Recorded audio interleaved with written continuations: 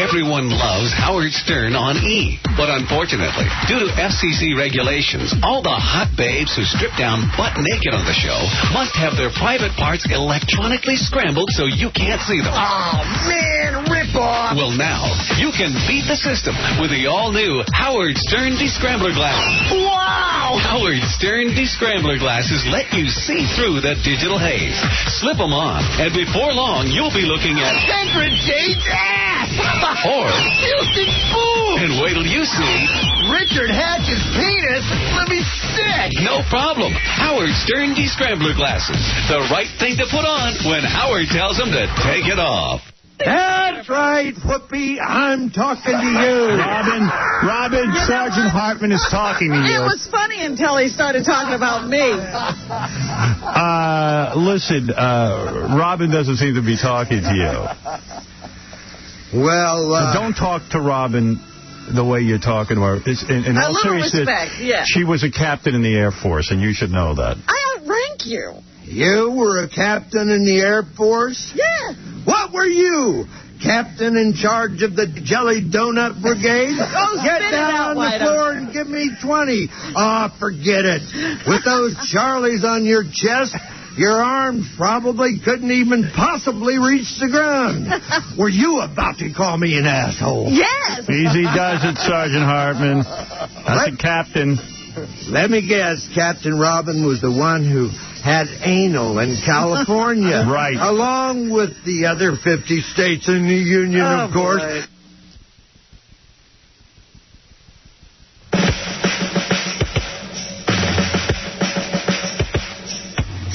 I'd like to take Saddam and skull his friggin' head. Bite off his worthless balls until the creep is dead. Fuck him with a bayonet until he's ripped to shreds. There must be 50 ways to kill Saddam. I'd like to crazy glue his sphincter to the floor. Light the room on fire and then close the friggin' door. We'll gang rape both your sons 12 times and then we'll rape you like a whore. There must be 50 ways to kill Saddam. Let's kill Saddam and his mom. Break his arms with a crowbar, Lars. Rape guys and feed them to a pig. Shock his nuts with a stun gun. God damn, it would be such fun. Tear his out of his jock, Doc. Let's kill this Iraqi creep.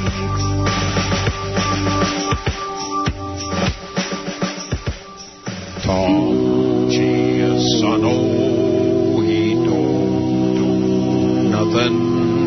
He don't spend nothing. He just goes golfing. That Tom Giussano, his business decisions are all wrong.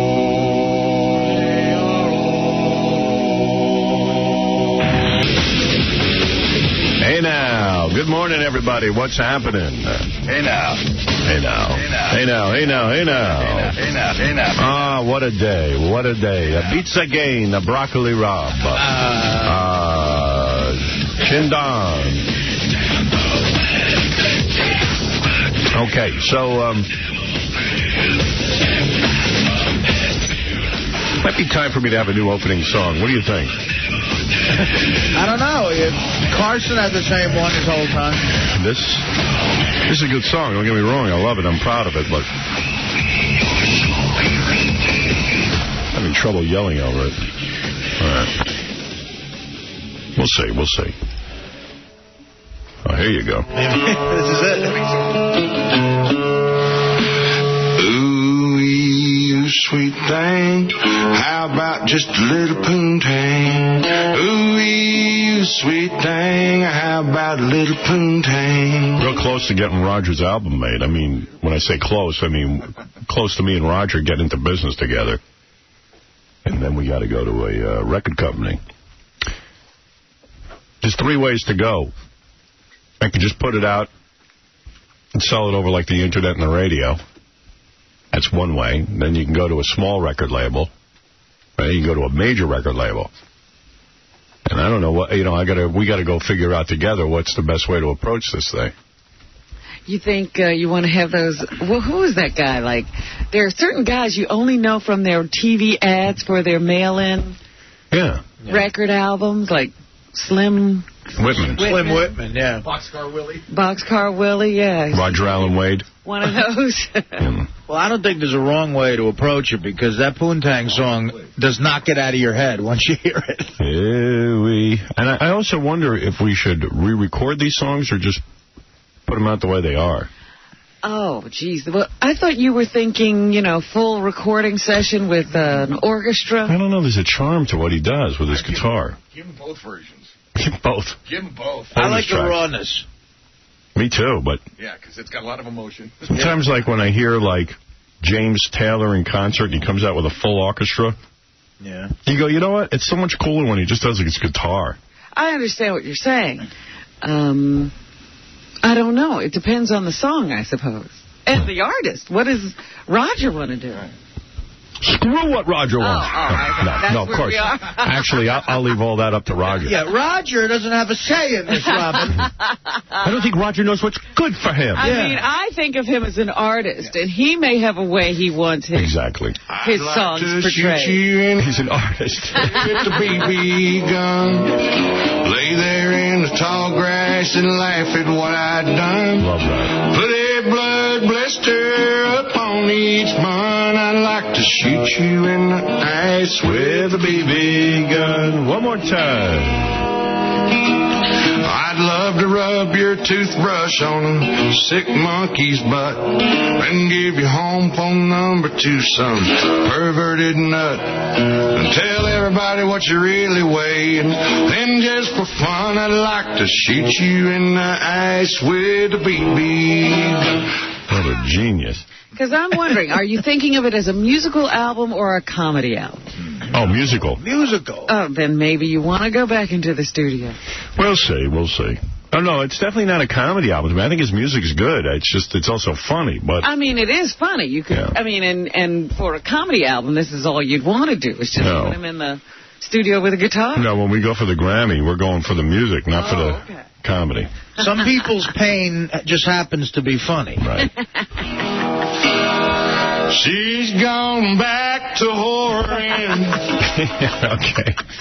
So, good morning, everybody. We got a huge show for you today. As you can see, the big red curtain is up with the shiny little baubles all over it. And what's that for? Shaved or unshaved? A blush?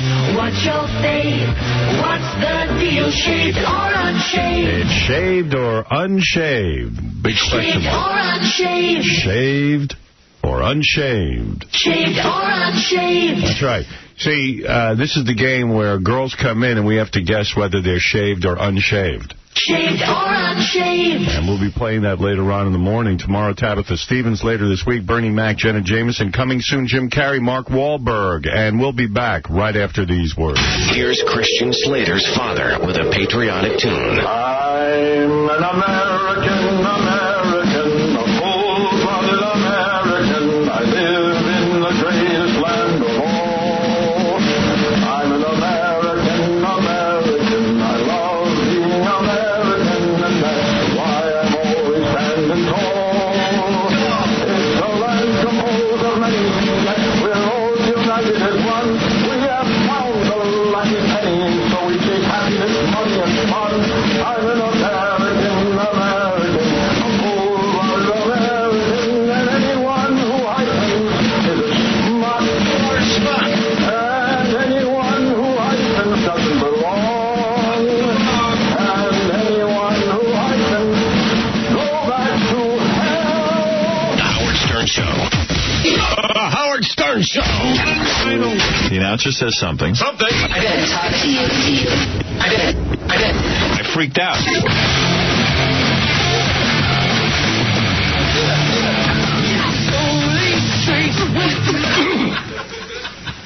Hello. My name is Neil Hamburger. Why did the farmer start a punk rock band? Because he was tired of hauling oats.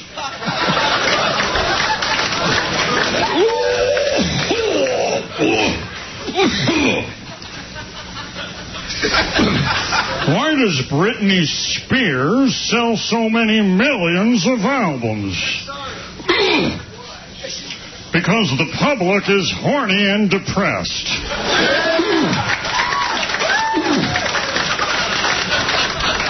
All right. Hey, come on, I have cancer.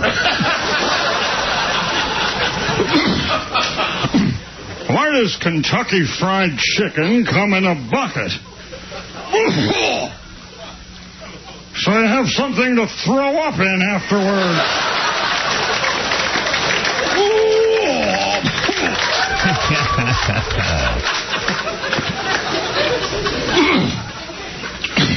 Why did Michael Jackson dangle his infant son over the balcony of his hotel room? He was punishing him for refusing to finish his plate of sperm.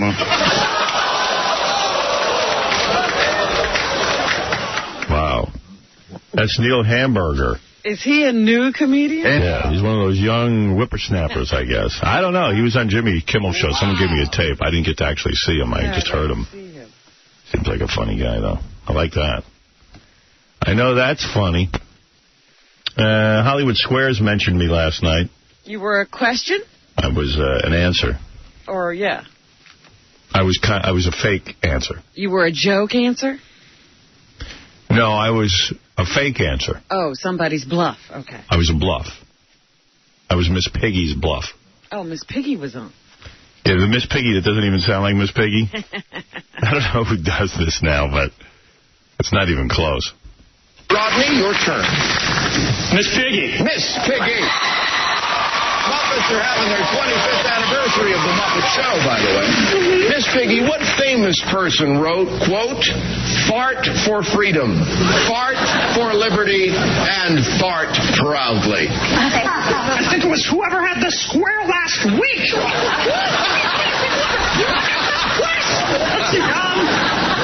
It has to be Howard Stern.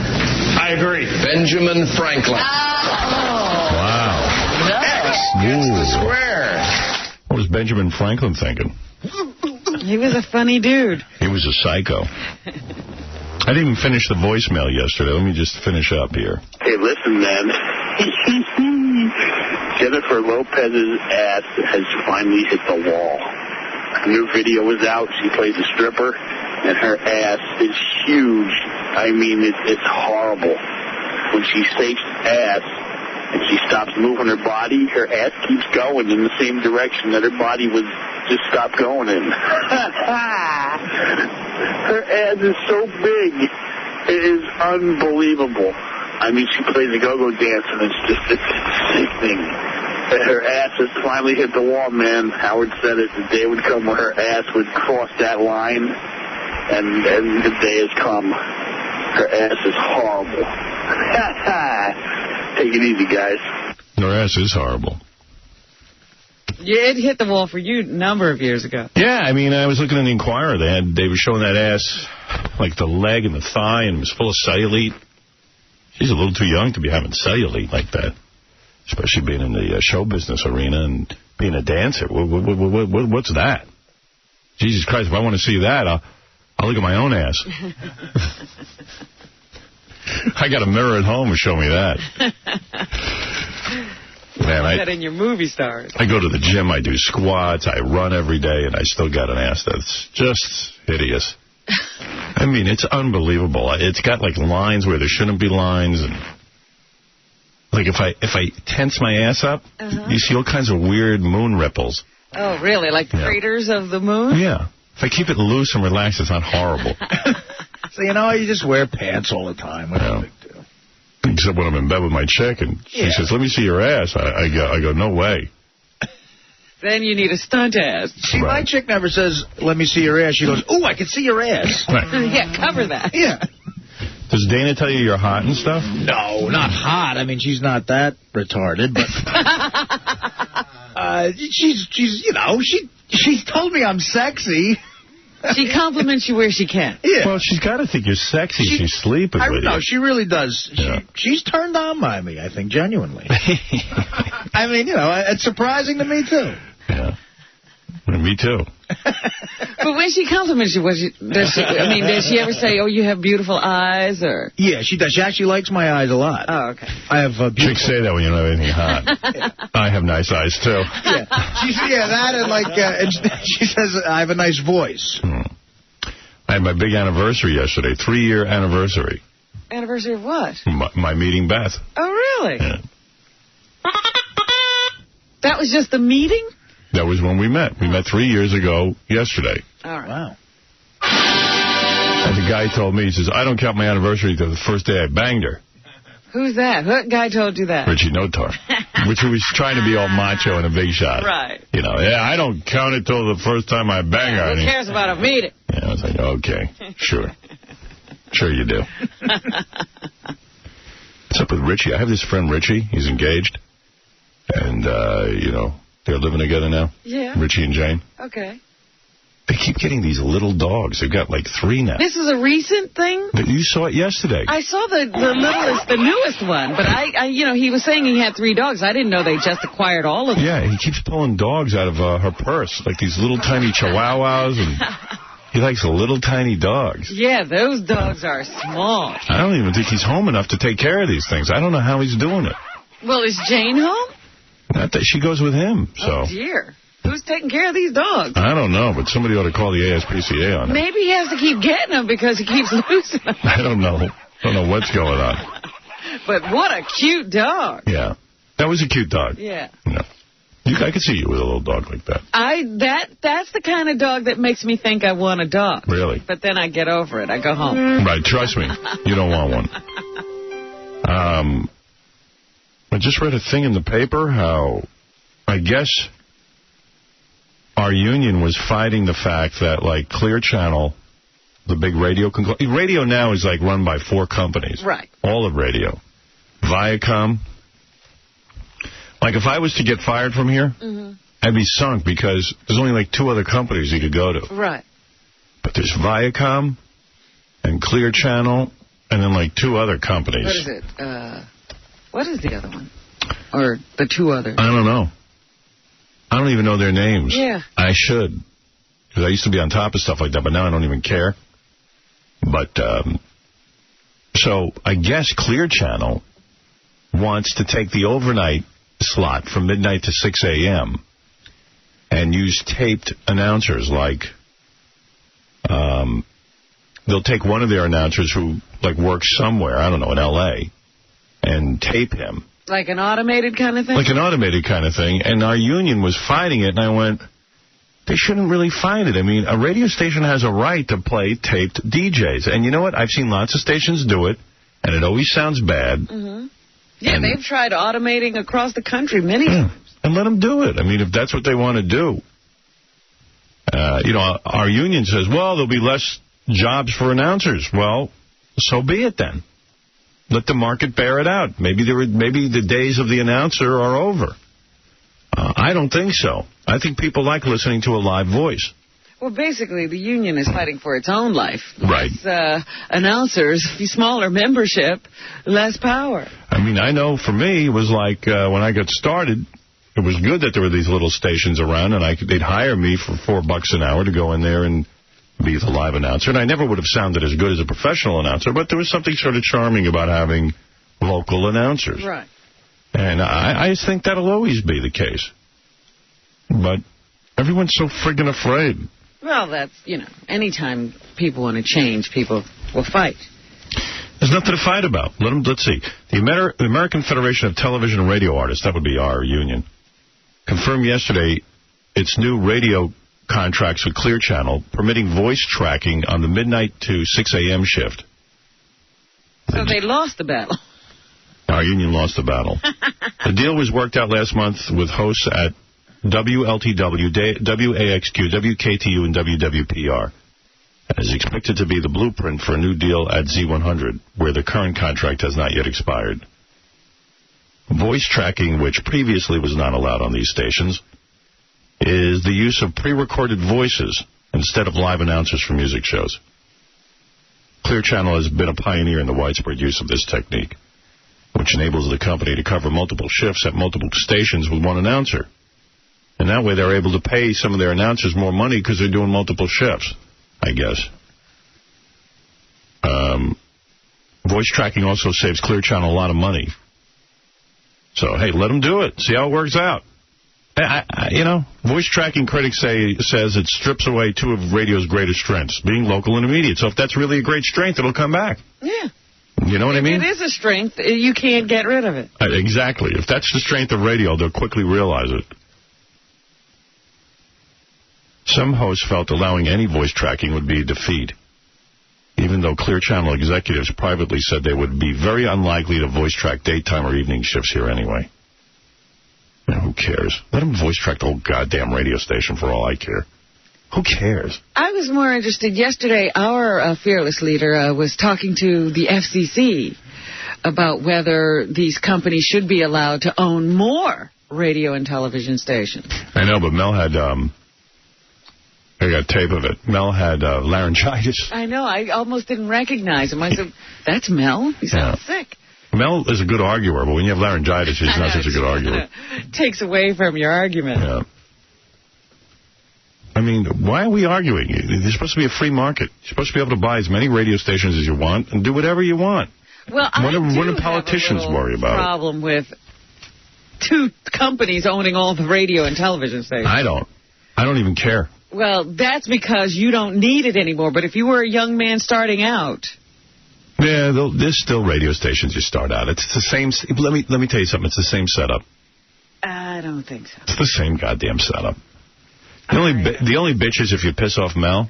That's right. That's what I'm saying. Yeah. Then you're out of luck. Then you're out of luck. Then you're out of the business. Right. It should never be that one guy can make, sure you never work again. Well, then you're for regulations.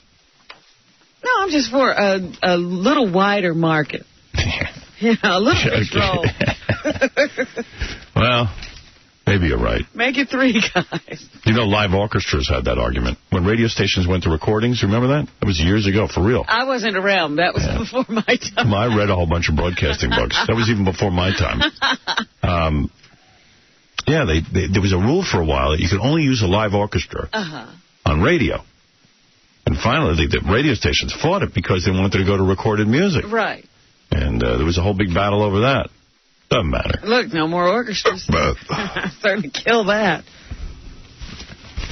Hey, a lot of people want to know when we're starting at 10 p.m. on E. It's May 19th, right? Is it? Yes. I don't know why I brought it up. I don't know when. I think it's next week. The other day. Next Monday. May 19th is the day. Yeah, next Monday. Oh, man. So... Anyway, somebody wants to call me an a-hole. They got an opinion. I'm so sick of people's opinions. Petite, you're on the air. You are a jerk, man. What's your name, Petit or Petite? Oh, Pete. You dink. P-E-T-E-T, they wrote. Petite. Oh. Hey, don't call me a dink, asswipe. Yo, you cared when you needed a job overnight, didn't you? I'm saying, I never had an overnight job, number one. Anymore, Jew boy. Oh, F you with the Jew boy. I'm sick of that crap. F you, ass. You're sick of that? I disagree with you. Yeah, goodbye. There, Jew boy just hung up on you. What does Jew boy have to do? Now who's got the power? F you. Why would a guy ruin whatever argument he had by doing that? Yeah, dumb. I was interested in hearing what he had to say. But screw him with his Jew boy crap. Jew boy, come down here. Let me kick your ass. Got no fear of you, dude. Let me just beat you over the head with a pipe, like in The Matrix. Yeah. You're a douche. No, that's not my point. My point is that there are still many, many jobs in radio for beginners. Believe it or not. It was more the piss off somebody in some company. Right. And that's the only job there is. Yeah. Well... There's still a lot of stations you go to for an opening job, by the way. And as far as overnights go, they're talking about in the major markets. So, and not only that, I mean, you can't stop. You know what? There was automation when I was starting. As a matter of fact, when I was starting back in the, I guess, late 70s. Yes. There was a huge move to automation. I was almost programming an automated soft rock station. I was up for a job when I first started out. And they automated all over the place. And everyone said, oh, it's the end of the announcer. And let me tell you something. It didn't work out. It always sounded canned. Yeah, the sister station to the first station I worked had it was automated. Yeah. It's not automated anymore. And they tried it with Wolfman Jack. They gave him this, like, automated show, and it was on NBC for a while. And everyone knew it was canned. It didn't sound good. There was nothing fun or lively about it. That's why I'm not threatened by it. Let them use canned disc jockeys. Who cares? They've tried it a million times. It's not good radio. It's boring. Nothing. The great thing about radio is that anything can happen if it's live. Sort of like why people like reality shows. If you have the feeling that something could happen, that a guy could break in with a local story, oh, John Lennon was just assassinated, or something like that, that's some of the best radio. You can't do that with a canned show. You can't do it. There's no announcer there. There's nothing going to happen. Yeah. So I don't get threatened by it. That's what I would have said to that guy if he didn't start in with his, Jew boy crap. Who needs to hear it this early in the morning? Give it to me about 2 hours later. Maybe I'll be in the mood for it. Remember that guy, Noel Redding? Yeah, Noel was the bass player for Jimi Hendrix. Used to have him on the show all the time, just died. He, not only did he just die, but he was found dead. Yeah.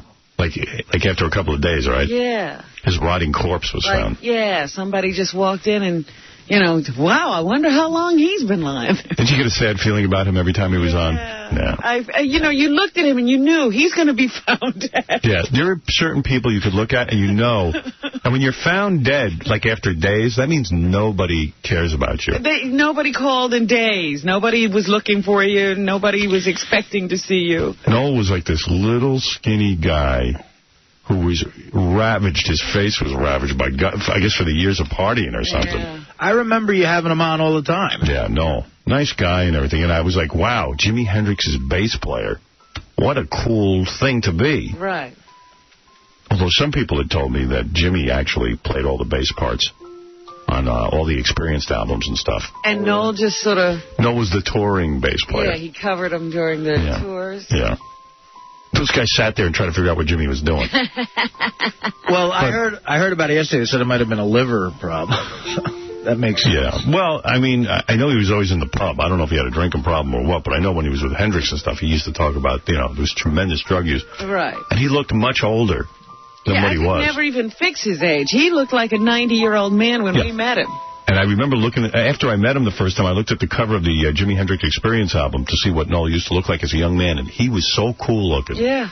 Big afro. Smooth face. Yeah. Wow. He looked cool. I could see a lot of chicks must have dug him and stuff. And, being Jimi Hendrix's bass player. And he was always on some crusade. What was it? Well, first of all, those guys never got any of the Jimi Hendrix money because Hendrix pretty much owned everything. Those guys were the touring band. Mm-hmm. So Jimmy never even did that much touring. So it was like, I think he was always talking about the Hendrix estate and they should let them participate. It was a whole thing. Yeah, with recordings and something he was owed or something. But you're right. There are certain guys you look at, they're going to die, and no one's going to find their body for a few days. And I felt like maybe he wasn't going to be found dead, because didn't he hook up with David Letterman's makeup artist, remember? Yeah. Yeah, they were a couple for a while. So that didn't work out, huh? I guess not. Well, they do quote his girlfriend. They say he had a girlfriend, but... It's not her? I had to see... You know what? I lost the article, to be honest with you. Take a quick look at it. See if you... Well, the only one I have says a manager said something. And was it? Well, what's he managing? A manager. Yeah, where does Noel work? What is he, the manager of the 7-Eleven? Where does Noel... Let me see if I can find it. I thought there was a girlfriend mentioned, but anyway, they found poor Noel. Like after a couple of days. Oh, here it is. I got it. If he had a girlfriend, why didn't she see him for a couple of days? Rock musician Noel Redding, best known for his stint as the bassist of the Jimi Hendrix Experience, was found dead yesterday at his home in Ireland of unknown causes. His manager, Ian Grant, has confirmed to Billboard.com. He was 57. Looked like he was 87. Yeah, I would never have guessed 57. Redding, an accomplished guitarist based in the UK, joined Hendrix's band in 1966 and played on the 3 Jimi Hendrix Experience albums, writing 2 songs as well as playing bass before parting ways with the legendary guitarist in 1969. Redding also made numerous recordings with his bands Fat Mattress Road and the Noel Redding Band. The artist's most recent release was a live album, Live from Bunker, Prague, which came out last year. His mother reportedly died last week. Good grief. Well, here you go. I am very shocked to learn of my partner's death, reads a statement from Redding's companion, Deborah McNaughton, posted by Grant on the Track Records website. So he had a girlfriend. But yeah, it sounds like she just heard about him dying. I know. Noel was extremely gentle and gracious. He had a kind of chivalry and nobility about him, and he was kind to everyone, bar none, people and animals alike. The Jimi Hendrix estate said we're very, very, upset about the loss of Noel. Oh, here you go. In an interview last year, Redding recounted his trials and tribulations in attempting to recover unpaid royalties for his work with Hendrix. I should have been a plumber. That's a joke. But the thing is, plumbers get paid, he said. But then again, I'm still playing, thank God. That's the main thing. See, that was his big cause. Yeah. The fight for those royalties has been ongoing, according to Grant. He was fighting for 50-something years. We're about to be in court over it. They're still going to... He was going to court 20 years ago. He didn't even make it to court. Yeah, 58 years old, he never got to go to court. Now he'll never know how it turns out. All right, so he's gone. Yeah. It doesn't say they took a while to find him, though. No, you see, you're reading that. It says just, he was found on Sunday, but it doesn't say how long he was lying dead. I see. He died in 1997. Anytime they say found, you got to question, how long did it take him to find him? Yeah, we might be wrong. Maybe it only took a few hours. But then again, it seems like Noel might have been there for days. Yeah. And, we're not sure. Even his girlfriend says, it was terrible to hear about that. Yeah, we prefer to think that he was laying there for days. Because anyone in this... Like, I always thought Fred would have been one of those guys who would have found, like, 2 weeks later.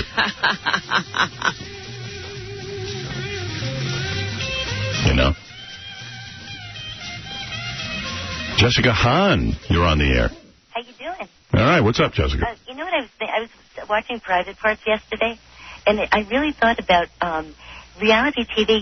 I really believe that you guys actually really began that when you just would sit around, like the first couple of hours of your radio show, or the whole show actually, you just talk and anything goes on without being scripted, and that's why everybody fell in love with you, because it just goes on. You fell in love with me. What? You fell in love with me. Well, of course, but besides that, but everybody... What do you think about Jessica being found dead 4 days later? Hey, Ronnie... No, I think somebody would be checking on Jessica every day. Oh, I could be dead for a week and nobody would... Really? Exactly. I think Jessica's one of those people will find out she's been dead for a week and they found her. You're so right, because nobody ever... I'm so all by myself. Yeah.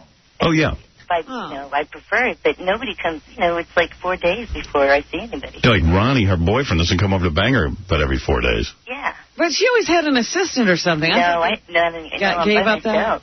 No. She'd be laying in the house, she'll die, and then, like, 4 days later, someone will come to bang her. I should be dead. But I think about that, because, it's so many times, like, I've fallen in my tub or something. Yeah. So, like the radio will fall in the tub or something. She's listening to us. I'm always having the radio on in the tub.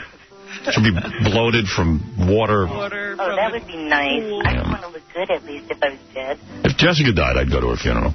There's some people I would go to their funeral. I would like you to speak at my funeral. No, I'm not going that far. Oh, Why don't you have somebody who, let that Ronnie speak? Ronnie doesn't talk to anything in public. Yeah, well, neither do I. Robin looks really good. Well, thank you. Robin, you look really good. Trying to think who else we'd find. What? Dead. Yeah, I mean, the found dead list. See, I got enough people around that won't be found dead. No. You've got too many people. Yeah, I got layers. I'd like to be found dead. Somebody there when you die. Yeah. Who do we know that besides Jessica? Who? No, Fred's married and has a kid now, but it looked like for a while he could have been found dead. A few years ago, if he had died, he'd have been found. You know who's one of those guys? Benji. That could be. Yeah. Like, I think like he'd be missing at work, but like if he died on a Friday night, we probably wouldn't find him till Tuesday. I have the perfect one. Ralph. Ralph could be found dead. That's true. Oh, you got to hear this. What? We had a screening of The Matrix yesterday, right? So I was surprised that Ralph wasn't there because Ralph would be bugging me for weeks. Right. right. I expected him to be there, and he wasn't. Yeah, Ralph's the guy who, picks up my clothes for E. Yeah. My T-shirts. Yeah, that was actually a major surprise that Ralph wasn't there. Wait. That one person you knew would be there was Ralph. Listen to this. I get an email last night from Anne-Marie and Laura. You gotta hear this one. Ralph asked that he be taken off the mailing list and put on the phone calling list, as he doesn't check his emails daily. You sent the invite out on Friday, and he still hasn't checked his email.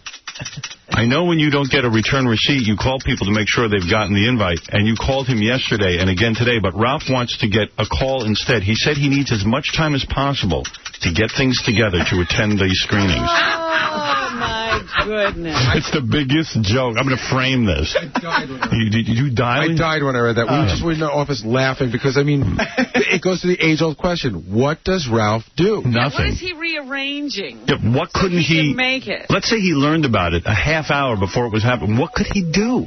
Get things together. Get what together? He doesn't work except for coming over to my house for an hour. And what could he have not... Girl who used to do, like, a lot of preparing, does he wear makeup?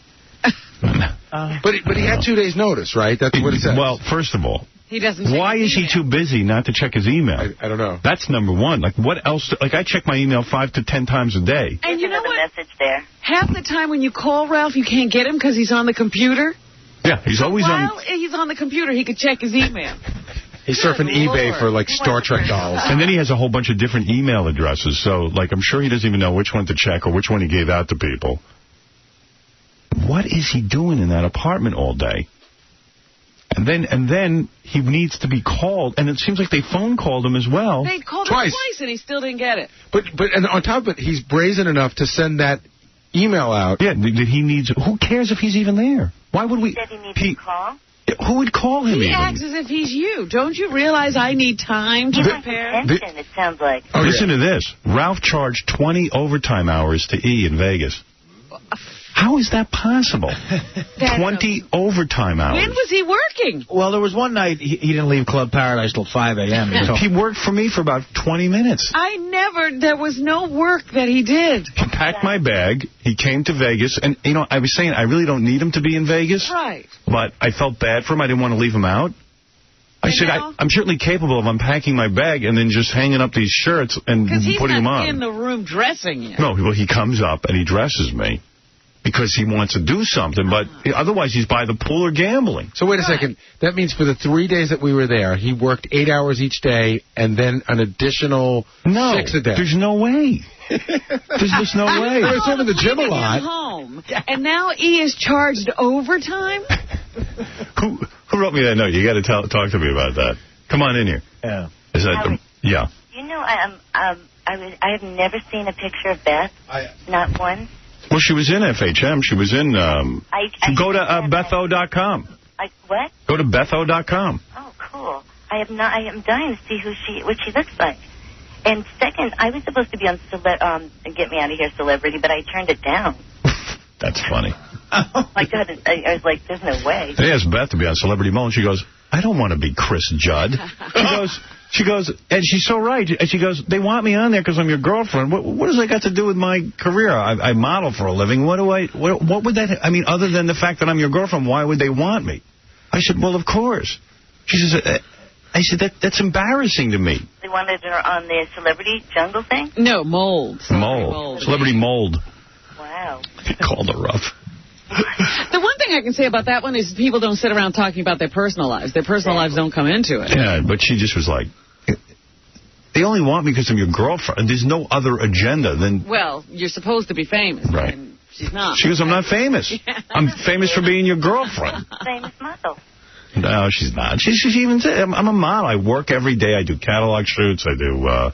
magazines. She's not even famous for being your girlfriend. They would have to write that. Famous is you don't have to tell me what that means. Right. She says, I don't want to have a list of Howard Stern's girlfriend. Wow. Hey, Jessica, I got to go. Okay. Right. Thanks. Bye, Jess. Love you. Love you. Okay. What were you going to say, John? I was just going to say I put that note up about Ralph. That's a true story. He billed them 20 hours overtime? Yeah. But what did he do? When was he on overtime? Come on, Robin Radzinski, come on in. Come on, just sit right out. Hear this. I got to know. I just want to know when the clock started. Yeah. Does he charge to be on the plane? Seriously. How did he get... I didn't put that note up. I mean, I didn't give the information to John. Somebody oversaw Ralph's time card, and he did bill 20 overtime hours. Were you shocked? Is there justification? I'm always shocked at what Ralph bills back. Wait a second, does he bill you, like, in other words, okay, he's at his apartment, and the car comes to pick him up to go to the airport. Is that the beginning of his work day? I would assume. That's the only way I could justify doing it. That he had 2 travel days. So we all did. Wow. Yeah. But I only invited him because I felt bad leaving him out. Yeah, you're, like, doing him a favor. Yeah, I thought I was doing him a favor. Wow. I didn't know you had overtime. Thanks. But you know what? No, I mean, yeah, I'm sorry. It won't happen again. For somebody that is in my line of sight, the least amount of time, he is the biggest pain in the ass. Right. Howard, how is that possible? Staff. What does he do? This is, you know what? I feel really bad doing this over the air. But, it's all right. Because he always asks me, he goes, why do people think I'm a pain in the ass? I go, I don't know. He can't get his, he's never on time with the information that we need from him, which is very limited. Right. Numbers don't add up. Where he's spending this time still is It's a mystery. Me. Yeah. It's a mystery. I really could go on and on, but I'd rather not. Hey, Howard, can I say something? Come on. So we're talking, Ralph, if he put in 20 overtime hours, that means 60 hours in Vegas, right? Right. So I'm going to give him 10 hours traveling each way. Right. And I still want to know what happened to the other 40 hours. I don't know, but he was at Siegfried and Roy with me. Yeah. He's working? I guess. I don't know. I just know he comes up to the room and unpacks the shirts. You mean when he's sitting there on the set, he's working? And by the way, I told him he didn't need to sit there. Yeah, I guess he considered... I guess that's what he's saying. Because he's adjusting my shirt. Okay, so there's 3 shows at 4 hours each, so there's 12. So now that's 32 hours. Right. What happened to the other 28? Well, he's not actually working 40 full hours, and that's agreed upon. Right. As far as I'm concerned, as long as you're happy with Ralph, I am. I'm happy with Ralph. I love Ralph, but I'm just completely freaked out that Ralph couldn't make it to the Matrix screening because he didn't have enough lead time. He's a very interesting character. What? Yeah.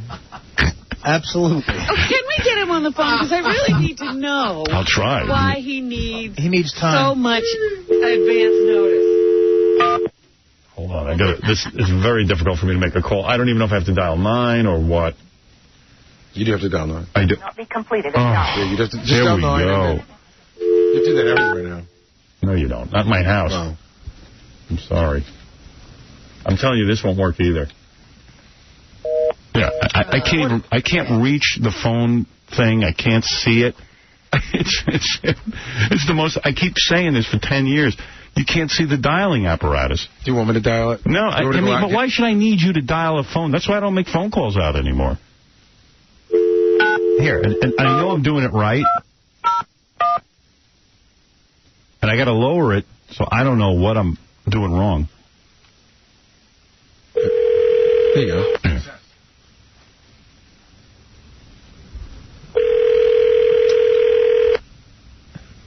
Did we inform him in advance we'd call? Hey, it's Ralph. I'm not here. Please leave a message. Thanks. Ralph, it's Howard. Pick up. We're on the air. You little bitch. I'm calling to prepare you for the Matrix 3 screening in December. Get ready. Ralph, pick up. Save this date.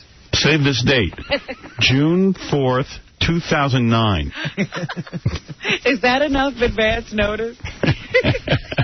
And don't bill me for this. Oh, my goodness. Yes, please tell us how you wound up with overtime. Ralph, the night before Thanksgiving, I'll be needing a collared polo shirt. And the radio station Christmas party is Wednesday this year, in December. All right. Well, we can't get him. We didn't give him enough advance on this phone call. Do I get charged for Ralph attending movie screenings? Who knows? I mean, I don't know. I would really... be. Seriously, you have to ask him what he... Like, exactly break it down for Vegas, because I'd love to know what he charges for. Does he charge for getting on a plane? Well, I would ask him, but I can't get a hold of him. Maybe he'll call back. He'll call back about 9:30. He might not. When he wakes up. Yeah, when he wakes up. So he usually calls about 9:30. Yeah, because that's when he gets up. Right. And he told me that I work too hard. I'm stressed out. Well, he would be right. Look at how much notice he needs for a screening. He told me, you eat too much because you're up too many hours. If you just sleep, you wouldn't eat. All right. Yeah. I was going to say, you should talk to Stuttering John, because he met a bunch of people last night, but he's got one of the funniest stripper stories I've ever heard. All right, why don't we take a break? Yeah, John was out on the town, ran into Mike Fleiss, the guy I'm suing. Oh, really? Yeah. The skunk who stole my show. That's an interesting... Evidently, I don't understand how Hollywood works. People steal shows all the time. You shouldn't be upset. Yeah. That's what I figured. You're naive. Evidently, I'm naive. I don't understand how Hollywood works. Well, maybe it's time Hollywood worked a little differently. Guess what? This isn't Hollywood. Yeah, guess what? I'm in New York. I don't live in Hollywood. You do, dude. I don't steal shows. You do. Bottom line. Get over yourself. I didn't realize that's how Hollywood really works. Yeah. You know, that's fine. Yeah, that's fine. let him have an original idea, see what he likes, how he likes somebody stealing it. All right, why don't we take a break, and we'll come back and we'll tell you all Stuttering John shenanigans. By the way, the new game show, Shaved or Unshaved. A shrub, a bush, what's your fave? What's the deal, shaved or unshaved? Is she shaved or unshaved? Shaved or unshaved? Can you tell if a woman is shaved or unshaved by looking at her? We see London, we see France. But are there pubes in your underpants? Right. Shaved or unshaved? Shaved or unshaved? Coming up this morning on The Howard Stern Show. Are there follicles about your cave? Now it's time for shaved or unshaved. You're listening to a man who can satisfy two women at once. The best known in show business, Howard Stern. The Howard Stern Show. Hey, what's up? This Suge Knight. Keeping the West Coast, keeping the gangster. It's always a pleasure to be on the show with Howard, because you can say what you want to say, do what you want to do. That's what's up. Thank you, Sugarla. Hey, tonight on E, more from our Las Vegas trip. Tonight's episode features Whack Pack Blackjack. See Gary the Retard, Beetlejuice, and High Pitch.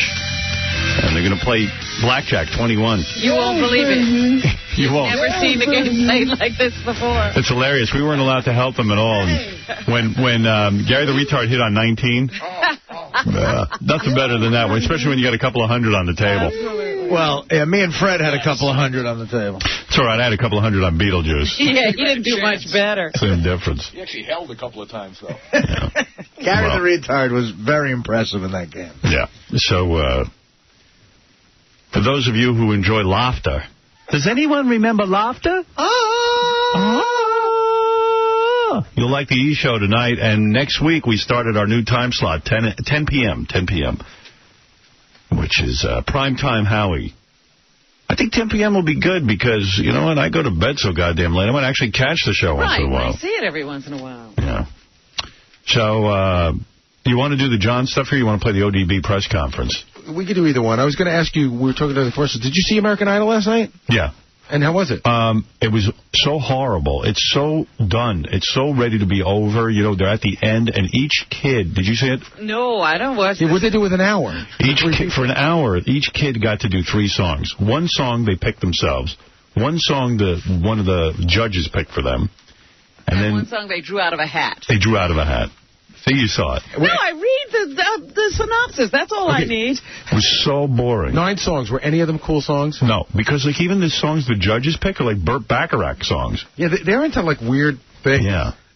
I think that's all they can do. It's just gay. It is a gay show. It's gay. And I got to tell you something. I disagreed for the first time with Simon and everyone else. Like the first song Clay Aiken did was good, and they all said it was horrible. You like the Clay Aiken song. Well, I mean, compared to the other people, the Ruben Studdard I'm bored with. So who do you think was the best last night? Clay Aiken. He was the best. So you think the girl's going to be gone? But Clay Aiken sounds like a gay Broadway show. It's not like any music I would ever listen to. Right. Don't get me wrong. I mean, I'm trying to figure this out. You don't. It sounds very gay. Yeah, it's gay. In other words, I got to pick one of three. Right, because I'm looking at the choice of songs even. No, read the choice of songs. I can't even remember them. Let me see. I wish I had tape of it. Who's picking the songs? I just told you. Clay Aiken makes Justin Timberlake. He sang, they only have a few of them. He sang Unchained Melody. Right. Band of Gold was one of the songs that... Kimberly sang Band of Gold. And what did Reuben do? Stevie Wonder. Field and Delivered. Right. It was horrible. And Paula Abdul had her hat strategically placed on her head, and Simon started to touch it. I thought she was going to have a conniption. Yeah, better not move that. Paula dances through each of the songs, and that, once they kind of showed her, and it was kind of hot watching Paula Abdul dance, they should show more of that. Like, she kind of moves real good. Well, she is good at dancing. Yeah. She, like, gets up and starts shaking her ass, and it's, like, kind of hot. Did she saw that big butt that she had? No, she's pretty thin now. Yeah, she's a little thin. She's in good shape. Yeah. She's nice and thin. She's all relaxed. She doesn't have to work. How old is she? Do you have any... How old is she? She's about 43. Really? Really? No. I'd say she's about... I'd say about 35, 36. No, she'd be older than that. You think? I think so. She definitely what is Janet Jackson? Because there was sort of contemporary. Janet Jackson's about 40. Yeah, so that's where Paula is. Yeah, because she's already gone through her first facelift, Paula. Her body's in pretty good shape. Yeah. She doesn't have thick legs. I mean, you got to see her naked. Oh, she has thick legs. But they're not like big, thick like I thought they'd be. She's got cankles. She does? She does? Sure. Where? No. That's why they had to stretch her videos. They had to electronically stretch her. She got heavy, but she but you don't lose cankles. I don't care how much in shape you get. Oh, please. You saw Cankle? I saw some Cankle. But she's hot. I mean, I bang her. Oh, she's 41. That's the official age. 41. So that's good then. Yeah. I had her up at about 45, maybe. Your meter went to 45. Yeah, she's 41. She looks good for 41. You know? I don't know, man. I see all, like, my friends, guys who grew up with me my age, they look way older than me, I think. But then I think... they do. I hope. Because they look old. Right? Yeah. Well, first, I go through this all the time. First, you got to start with... I go, wow. A third of them have no hair. Right. Or they have gray hair. Yeah. And I don't have any gray. I mean, I have a little bit, but not a lot. Even if they have hair, they've let it gray, or they just do, they either cut it in a weird way, so they just look like your father. Right? They look like somebody who's not your contemporary. I hope. I mean, unless I'm kidding myself. No. They still go get the haircut at a place with a barber pole. Right. Always a funny haircut. Yeah, I don't want to get older. Well, this is enough. You did all the right things. You didn't drink for so long or smoke or anything. Yeah, that helps. Helps to have good genetics. Because even those people on Survivor, I mean, when we've seen those 50-year-olds on Survivor, they look 90. Scary. Yeah. It's scary. Old age sucks. It does, man. It's scary looking. It's painful. I had the saddest thing happen. I went to the supermarket the other day, and there was a couple in front of me. They had to be, I'm going to say, middle 80s. Right. And they were walking, but not a lot. You know what I mean? Yeah. And it got to the point where I felt sorry because the guy, I wondered, do they know? And, you stand behind him because you have, some respect for him and everything. But it was getting to be a line. This is just getting in the door. It's awful. And the old guy realized that the old guy, stepped out of the way and let everybody go by him. And it's just, sad. Yeah, my kids will be like, oh, people are so cute. And, even my girlfriend will be like, oh, people are so cute. Yeah, it's like, Right. You know what I've noticed over the last few months? I'm starting to get a gut. That happens. It's that middle-aged spread. Yeah.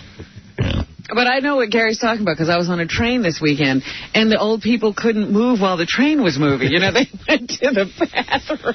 I got to say, when a hot chick calls old people cute, though, it's got to piss off an old guy because he might have been the biggest a-hole his entire life, and now he's cute.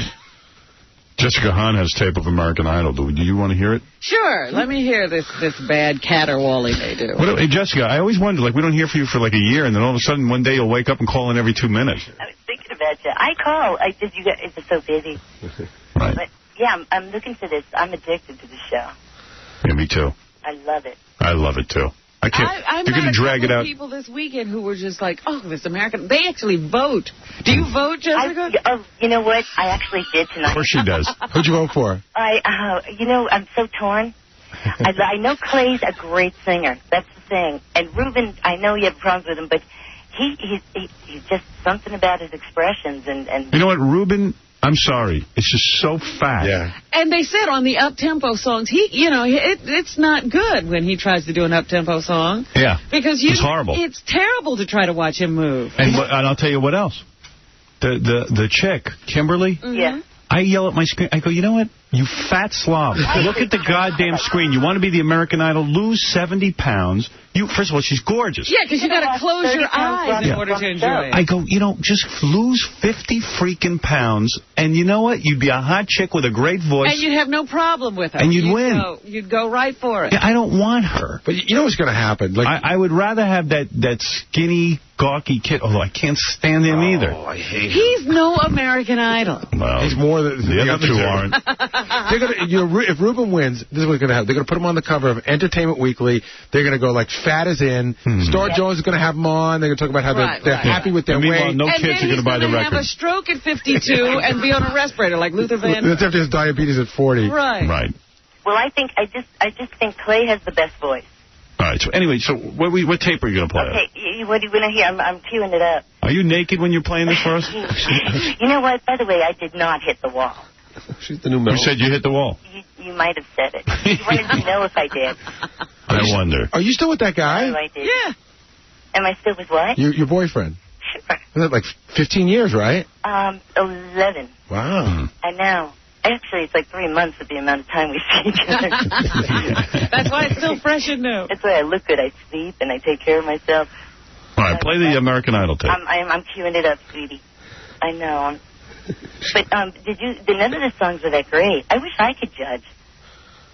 Well, I'm sure one day you will. Yeah, they dropped the celebrity judge last night. Huh? Yes. There was no celebrity judge. Yeah, right. I'm so close. All right. I didn't realize it was going to... I'm used to Melrose, who has them all queued up. I know. I'm so close. All right, Jessica, I'm going to go. What? I'm going to go. I got a million things to do. There you go. I found it. What do you want to hear? What do you got? I have the whole show. Well, what are you queued up to? I had to get to the actual show. No, she's at the very beginning. I play Clay Aiken's first song. Okay. The one the judges didn't like, but to me, it was fun. He got a crummy song. They picked it for him. He got it picked out of Hat Vincent. It isn't about the song. It's Vincent. You mean that? Starry. You're kidding. No, that's the kind of crap they sing on there. So it was like nobody can make that good. Yeah, he sang it just fine for such a crummy song. Man. And they just were brutal to the dude, and I'm like, yeah, of course don't blame him for that crap. How does that song even get in the hat? That song. That's what I'm saying. Or did he pick that one? What country are these people living in? All right, Jessica, I got to go. It's okay. It's okay, baby. 2 more seconds. It's so close. I got to go. It's not even worth it. It really is. Yeah, it's not. Bye. I want to hear his first song. You happen to like that one, by the way? No, I got to go. I got to go. I'll talk to you later. Bye-bye. I love her, but, Sounded like a guy. You gotta go. I gotta go. Sounded like a guy trying to leave after having sex with her. I gotta go. I just gotta get out of here. Made you yearn for Melrose for a little while. I didn't know it was gonna be a whole long thing. Sorry. Howard, I got a tape. Yeah. She didn't even bother to cue anything up. She called. All right, listen, she was trying. I got nothing bad to say about her. Shirley, what is it? Shirley. Hey, morning, guys. Good morning. What's up? Oh, I got a question for you. I got a bunch of different things, but I wanted to ask you this question first of all. If you had a bombshell of a secret to tell, and you can only tell one person on the show, who do you trust enough to tell the secret to? Gary. Without hands down? Yeah. I would trust Robin, too, and I would trust Fred, actually. I'm thinking about it. Yeah. Who do you trust the least out of everybody? Well, Artie, because I don't know him that well. You trust Artie more or less than John or Benji? Oh, John, I would never trust with a secret. What are you talking about? I would never tell you a secret. so many things I've never said. That's amazing. I just wouldn't trust you. If I had a real bombshell of a secret, I would never tell you. Gee. Somewhere along the line, you'd screw me. Well, that's unfortunate. It sure is. I wish I could trust you. Robin trusts me. I mean, all right, good for Robin. That's Robin's problem. Why is he putting words in my mouth? Did I say I trust him? No. Let me say that if I trust you. I could keep a secret. You don't consider your phone number a secret, right? No, I would tell Gary, Robin, or Fred. Any one of those people I would trust with a secret. I'm proud. You gave me a bombshell of a secret once, and I kept it for like 8 years. Didn't even tell my wife. What was it? You called me the day after you met with Michael Jackson, and you told me the whole story. Yeah. You said, don't tell anyone. Right. And I didn't tell anyone. It's true. That's true. I was testing you. I have to say that when Mr. X found out about your divorce in the newspaper, he called me, and he was like, you knew this and you didn't tell me? I never said. That's what I'm saying. She didn't even tell Mr. X, who's the top guy. No, he's just, the person He's the man in your life. Yeah, and I didn't even tell him. I love that. Let him read it in the paper. I got a quick Mr. X question, because Mr. X was at the screening we went to the other day, and I saw him, and I'm trying to figure it out. So we all leave the screening, right? Right. So I walk back here. So I see Mr. X in the car, but not with Robin. So does Mr. X come back here and get the car and then go pick Robin back up? No. Like, is he like chauffeur? We didn't come in together. Oh, okay. Why not? Why should Robin have to walk to the car? I was fascinated by that. Let him go get the car. Me. Right. Driving Miss Lazy. Well, he's always joking around about how he's your, sort of your pet. He goes, I got to go home now. I have to chamois Robin's car. Hey, Howard, how great was the movie yesterday? Oh, we had a good time. Yeah. Yeah. Hey, let me ask you, you play, like, celebrity tirades from time to time, like in recording studios? Right. Which one's your favorite one? You have William Shatner. Which is our best? I'd got to go with Orson Welles. Yeah, me too. Me too, but we have one that I can't even play on the air. I got a hold of, someone sent me. Oh, yeah. Yeah, it's not quite a tirade, but it's an inappropriate recording session. Yeah, but what about the Casey Kasem one? I like that one. Yeah, that's great. That's good. Something about the Orson Welles, it's so condescending. Yeah, he demeans the person. The Orson Welles would be that. Yeah. What about, you mentioned a couple months ago about Mindy Herman having a learning annex? Yeah, that was canceled. Yeah, well. After I mentioned it. You remember when Gary had his learning annex when he did it? Yes. You guys sent like a heckler over there or somebody? You guys built a box. I didn't even realize this. Scott DePace was telling me this in Vegas. You built a box that you put him inside of with a camera, like a hidden camera. Right. And well, if you knew we were taping, you wouldn't have been the same. Yeah. Aren't you going to make a speech at the Rotary Club? No. You cancel that? I haven't decided yet. Oh, come on. The Rotary Club in my town asked me to come and make a speech. Well, what would you say? You don't do public speaking. I'm with you. Baba Booey. I'm with you. Baba Booey. What would you get up and talk? Worked at the record store years ago. What do they want to hear? They want to hear a topic? How I got to where I am. Oh, boy. Some story. How about I couldn't find anybody else? Why don't I do that? They want to know how you got to. Then you got to be all witty and... You got to go through those, your opening joke, yeah. And then your body of your speech, and Please. your closing joke. Yeah, it's a job. Yeah, it's a job. And you know what? You don't need another job. You got enough jobs. I got a job here. I got a job at home. Right. All right. I got to go. All right, man. Bye. Late. All right. So talk about your night. Where did you go? Well, we first went to Scores. No. Back up. You don't have to tell a story.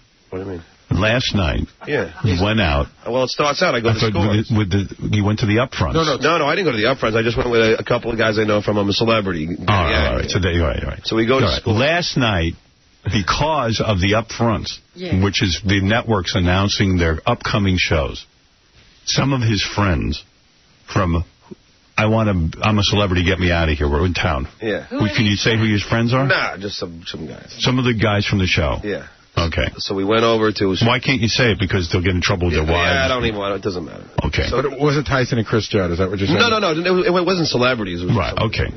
So we go to Scores, and I buy some funny money. And I buy some... funny. Hey, Superman just flew into the studio. Maybe I want to clear my I'm Superman. Wow. Faster than a... I was wondering where they got that sound effect. That was in his top 10 stutters of all time. So what did you do? So one of the dancers is... So I get 2 lap dances. Yeah. By the way, he gets funny money. How much does funny money cost? Is it funny money exchange for $1 for $1? We just had this whole discussion. Funny money is like you take your credit card, and it costs you for every $100, it costs you $20. it's $120 for 100. Right. Oh. So I said to John, why don't you just use your regular money? Because I didn't, I don't want to go to the bank teller or whatever. I guess he doesn't want to go to his... Oh, he didn't have any cash. Right. Of course. So he ends up spending more money. I forgot they charge you a surcharge. I didn't remember that. All right, so you go to Scores. So I got $300, cost me $360. Okay. Which kills me. So, I get two lap dances, and the girl goes to me after it's done. I go, all right, here's $40, $40 funny money, $20 a lap dance. She goes, no, you don't understand something. We only get $17 out of that $20. So in essence, I only got $34 for the lap dance. So now who cares? So now you owe me $6. I go, what? Can you imagine? You owe me $6. I go, wait a second. They don't give you singles and funny money, so what am I going to do? I go, I don't have... So she's trying to get another 20 out of me. Right. It sounded like... What? So wait, things must have been dead last night. So yeah, it was dead. Yeah. So I said, no. I go, listen, I've been here plenty of times. I know that isn't the case. So, I mean, but I'm going to ask the guy in charge if that's right. She goes, no, please don't say anything. And then she starts backpedaling and telling me about, like, all these stories to try and make me forget about the fact that she asked me for $6. Yeah, but she wouldn't leave. So I was stuck with this annoying chick, like, trying to talk me into her whole life story. Right. She's a writer, and, she... Oh, I know that one, the writer. By the way, a common stripper lie, which she gave to John last night, which I've gotten in a lot of places, is either sick kids, sick mother, sick father. Yes, I think she gave him the sick mother rap. Right. She needs some money because she got a sick mother. These are beggars in G-strings. No kidding, but they're hot beggars. Right. The girls at Scores are hot. Yeah, there was some smoking hot chicks. Smoking ones. It's a whole new crew, Ronnie tells me. Really? It's all new girls. He said, I got to get over there. In fact, Ronnie was saying this morning that they're all new. We don't know any of them. So he said we need to do a morning party to get reacquainted with the new group. Yeah, because we don't really know the girls. We don't know them. That's right. It's an introductory kind of thing. An open house for the new girls. There was a black chick in there last night. Perfect. Really? Oh, gorgeous. They always have, like, one black chick. Right. There's never, like, 10 black chicks. It's always one black chick for every new crop of girls. It's like a sitcom. There's one black person. Right. Yeah, and there's one Asian girl. I guess because most guys aren't into black chicks. But there's guys who want black chicks. Because why would they only have one black chick? Well, first of all, what is the clientele? It's mostly white. White guys. Yeah. But, hey, I like to dabble. And some of them do occasionally, too. Right. But, they got to deal with the fact that most of you guys, basically you want a white chick. I think even the dark skin black chick or light skin? Dark skin. Yeah. But I think even the black guys want a white chick. You see a black guy in there once in a while, and he's usually got a white chick. Yeah. I don't see a lot of black guys at Scores. Once in a while, not a lot. Yeah. Yeah, because the black guys have to go somewhere else. Yeah, the Bronx. Well, yeah, so... So she tried to, shake me down for some cash, and we went... That's strippers. She asked the wrong person for $6. Yeah. Nothing's making him forget that. So which part should I go to? So then John goes over to a hotel where it just turns out that everybody from the ABC up front is there. Yeah. And John said he ran into Jennifer Garner and told me some alarming news. What is? She wasn't as hot in person. Really? She has a bit of a short, stubby leg looking thing. She's not tall? No, and I was just shocked because I think she's one of the hottest girls. But then I saw her from behind. I couldn't believe she's not that hot. She's not as... That's shocking. Yeah. And so I need to see it to believe it. I swear. It's almost unbelievable.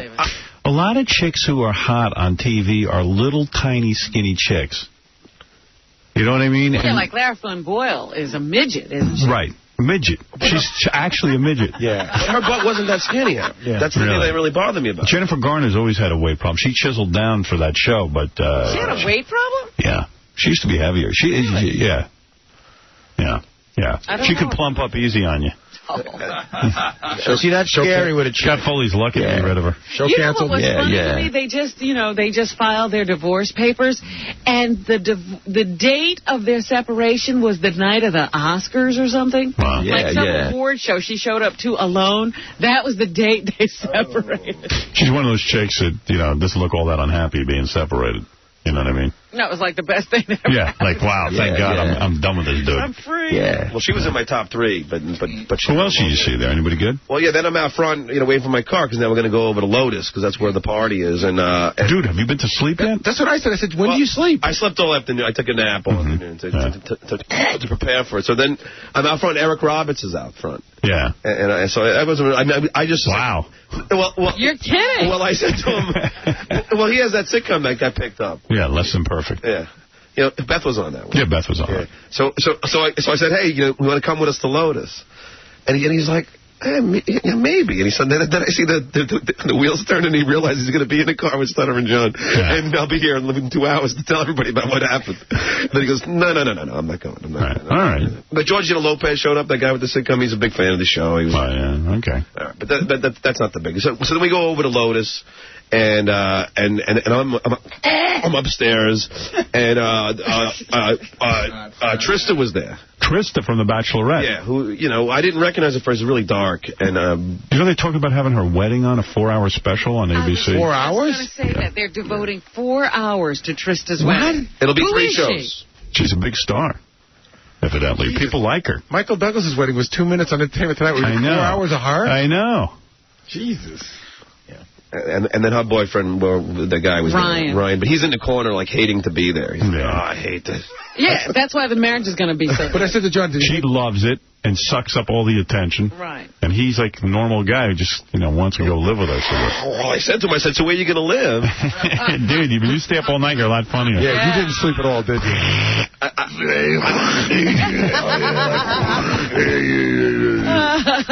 She gave a report every night. Howard, what's so funny? Let's keep him up. His head rears back like he's winding up for a pitch. He's like...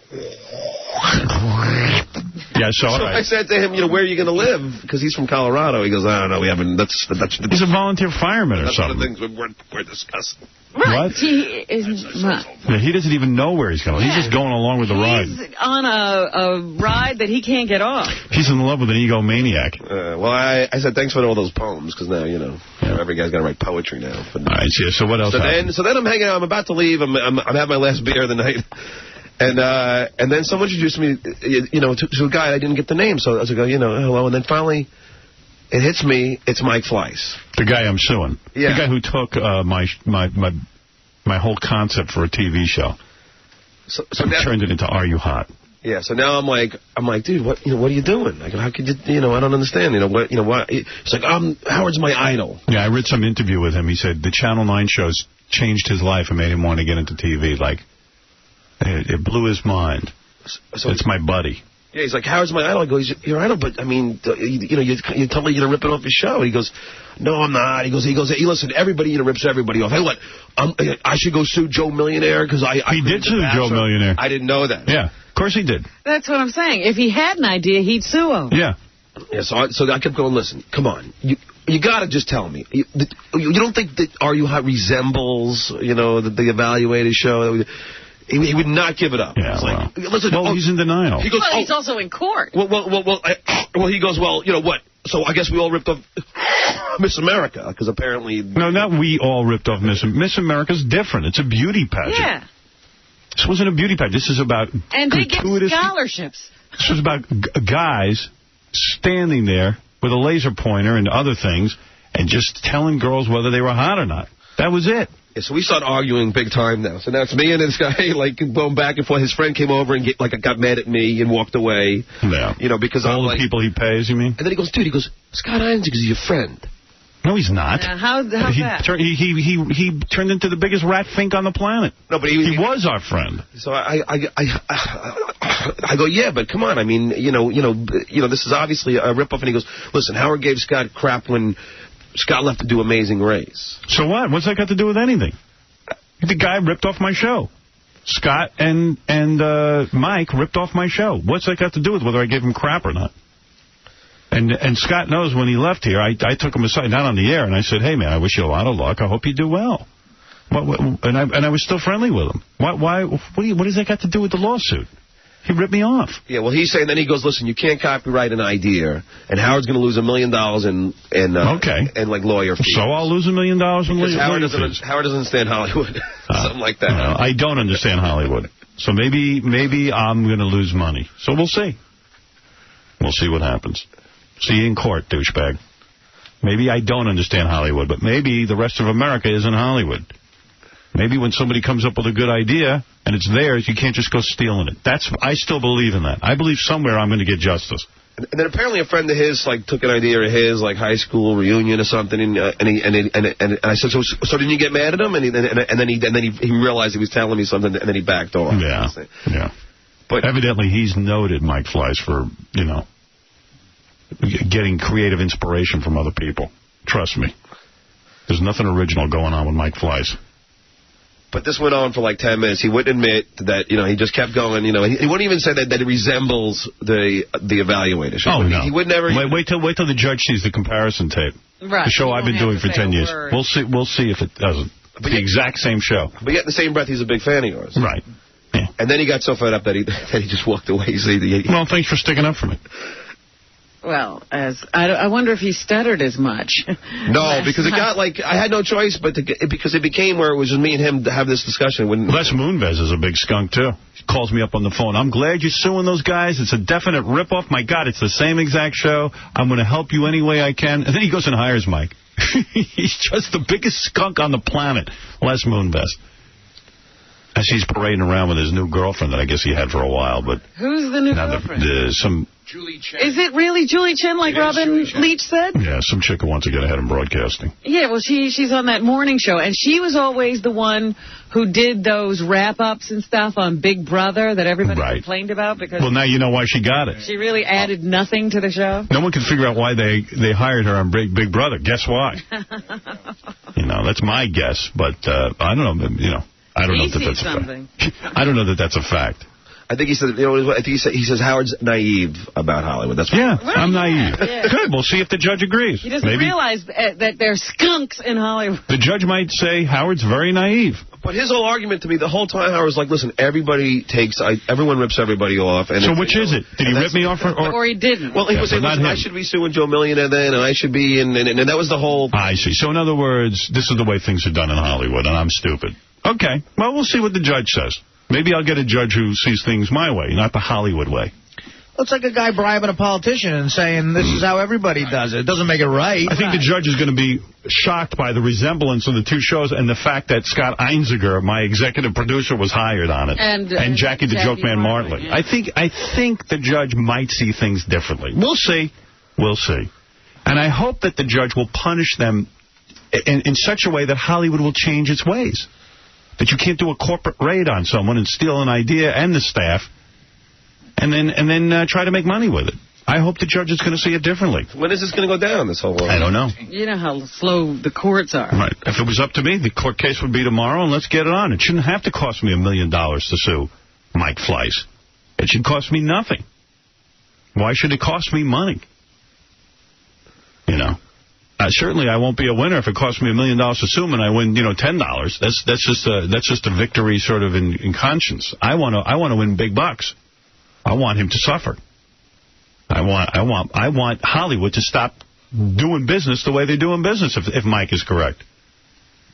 Oh, this is the way things are done. You know what? Things got to change then. Yeah, if somebody ripped you off, instead of ripping them off, why don't you sue the people who ripped you off and be done with it? I've never sued anybody. It's the first time in my life. I mean, I'm so pissed about it. I mean, it's a direct rip. They didn't even try to change anything. They could have made it 4 judges instead of 3. I mean, something could have been different. And Scott Einziger's the biggest skunk on the planet because he was my friend. He was one of my best friends. And you think he'd call me up and say, you know what, Howard? It was wrong what we did, and I'd welcome going to court and saying, okay, we did the wrong thing. But no, he's such not a man. He's such a nothing. He's such a non-creative. That's what I said to him. Where's the phone call saying I did the wrong thing, and you know what? Let me make things right for you. Take me off the lawsuit so I can talk about what went on. That's the call I expected if he was a man, but he's such a skunk. Please, he's not my friend. I'm embarrassed that I let Judas into my house. Shame on me for being fooled by him. Well, I said to Mike, I go suck him. Scott should call him. Call, but call me. He's a coward. He would never call me. Well, obviously, Scott must have some feelings. Mike Fleiss figures that you did something wrong to him when he was going to Amazing Race. Yeah. Oh, I guess this is my payback for not wishing him well. Yeah. So Mike's got a confusing story. You better get that straight for court. This is the way things are done in Hollywood? Is that his rap? Or is it that, this is payback because Scott Einziger wasn't given the proper farewell? What's the real story here? Did he rip me off as payback, or did he not rip me off? He's got to get the story straight. I'll sit down with that lawyer before we go to court. Well, if he says everybody rips everybody off, he's admitting it in a way. He's admitting it, and then he's not admitting it. He had reason, because Scott was upset. Yeah. I guess he's Scott's boyfriend, and he's got to defend him. Hey, vey. Ishka Bibble and his idiot brother. Two of them. I'll see you in court. All right, tonight on E, more from our Las Vegas trip. Enough about my legal situation. We'll see. We'll see what happens. We'll see how the judge sees it. All right, we got to take a break. When we come back, we've got a game show for you that Mike Fleiss hasn't taken from it. Yeah.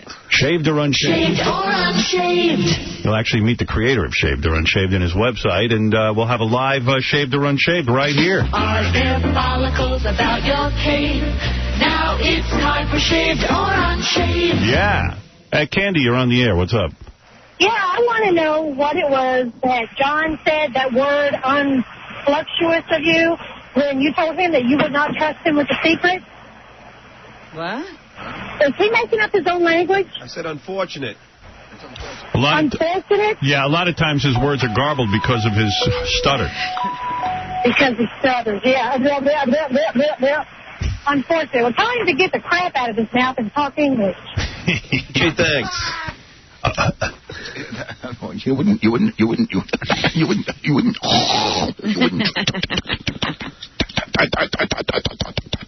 trust me. That's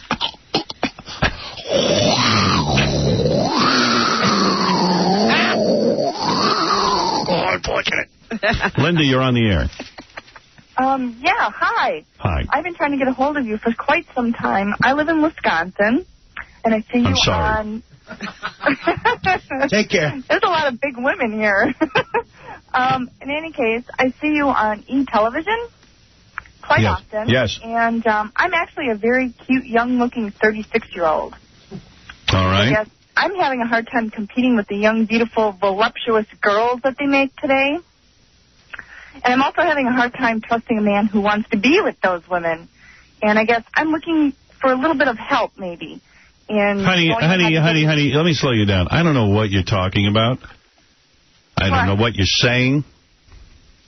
I guess I want You're rambling on. Because I've been trying to get a hold of you for so long. Just ask me a question. Then ask me your question in 1 second. Yeah. Okay, one What is your question? Can you please maybe help me out in getting some breast implants? Oh, so that's it. You want to compete with young women by getting breast implants? Well, not compete, but I guess I want to be a more self-confident, trusting person. Do you think self-confidence comes with breast implants? It has when you've thought about it for about the last 20 years and you've used every There's nothing attractive. No, you haven't used. There's nothing attractive about a woman who thinks self-confidence comes with breast implants. Mm-hmm. You know, they just. I guess I would like to feel more like a woman. You're a woman, believe me. You got a vagina, you're a woman. Yeah. Well, that may be true. I got to go. You're giving me a headache. Goodbye. She's giving me a headache. Whining and complaining about her boobs. I got a guy on the phone who claims he can give himself oral. Now, I've claimed for years that that's gay. Is it? Of course it is. I mean, the good thing is you're getting oral. The bad thing is you got something in your mouth that doesn't belong there. Well, I mean, it's your own. I know. I don't know. Chris? Your own. I mean. How long you been doing this, giving yourself oral? No, it's not that. It's just like I was the same guy that tried it like everybody else had over here. So the same. But own bathroom with his mom knocking on the door. Like, I just tried it to see if it could work. And What? I just tried it to see if it could reach, just like every other guy does. So, like, you get a guy that wants to give himself, tries to see if it reaches. Are you high, dude? Oral. I'm sorry, oral. Are you high? No, not right now. Do you crank? No, I'm saying oral. All right. I have videotape. You can give yourself oral. How old were you when you realized you could give yourself oral? About 22. All right. And why did you try this? Just, every guy has the natural curiosity to see if it reaches. Did you try this? No. I tried, yeah. I could tell by looking it wouldn't reach. Or do you never tried? Well, I can sit my leg over both of my heads, like, at the same time. Both of your heads? You can put your leg over both your heads? Yeah, both of my heads. I'd say it would reach. Maybe I am a little high, but it doesn't matter. Like, you are so high. Dude, you're barely intelligible. Artie, have you ever tried that? No, Robin. I broke my back about 8 or 9 months ago. And now I'm up and standing, like looking like I did when I graduated high school. I look the same as I did as I graduated high school, and I could do it better. Did you try to toss your own salad, too? I mean, after a big meal, I could barely get a cigarette to my mouth. All right, so you give yourself oral, and I maintain that's gay because, I mean, yeah, you're getting oral, but you got something in your mouth you shouldn't. Yeah. No, it's just a natural. Well, first of all, the women love it when I do it to myself. You do this in front of broads? Yeah. Do you do it to completion? No, I do it in front of girls. Answer Robin's question. Do you do it to completion? No, well, I could for your show. I could. But if I got on your show, I would. All right, you want to come down here and do this? Yeah, I would love to. All right, we'll book you. Oh, my goodness. All right, I got to see this. I'm telling you. Yeah, I like to come down. I like to try to come down. I got to see what you look like. Right, I'm going to put you on hold. We'll arrange for it. A real piece of work. What? A real piece of work. Yeah, we can tell from your voice. All right, hold on. Thank you. He's got to be some sort of speed freak. Yeah, I'm a real piece of work. I like to come down until a reach.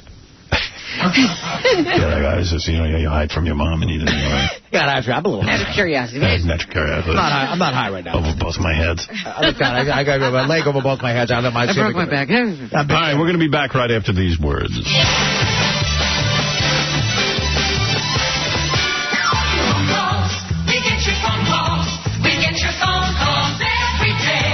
Monkey, mama monkey, mama monkey, mama monkey, monkey, monkey, monkey, monkey, mama monkey, mama monkey, mama monkey, monkey, monkey. Brush your teeth, you horse tooth jackass. You're listening to The Howard Stern Show. Here's what people are saying about radio, film, and TV star Howard Stern. I would never watch Howard Stern, ever, or listen to him, because he's the most obnoxious person I've ever heard, and I don't like the way he talks. It stinks. It's all filth. And he has no talent. He's filthy. Guys showing their butts and jokes with double entendre and all that kind of stuff. He's not talented. He's being paid big money for pornography, that's all. I hate him. I wouldn't look at Howard Stern if my life depended on it. He's a vulgar, horrible man, and he only talks against women, and I hate him. And I'm an old lady, and I know why. He'll say I'm old, but I hate him. She's just old. She knew you'd say it. Hey, tonight on E! More from our Las Vegas trip. And by the way, it's Whack Pack Blackjack tonight, which I highly recommend. Watching Beetlejuice and Gary the Retard try to hit 21 is wild. And the look on our faces, but... Because it's our money they're playing with. And then the drunk show, including Miss Butterface contest, kicks off our move from 11 o'clock at night to 10 o'clock at night. That starts next Monday, 10 o'clock at night, the new time for our E! show. We're in prime time. Prime time E!, prime time Howard. That's 10 o'clock for the original shows on E! Yeah, baby. And you got to watch Miss Butterface. You got to. You have no choice. It's a must-see. Doug Goodstein cut a piece of tape from the drunk show of you singing Poontang song. So funny watching you high singing. That's not fun. Or fun. And Then there's a tape of Artie leering at some of the strippers. That's really funny. Really? Yeah, they got to show that on E! Let's keep it real because I'm keeping it real. Hi, Nick. You're on the air. Hey, what's up, Howard? Oh, you know. Same old, same old. Sorry. What's up? What's on your mind, Nick?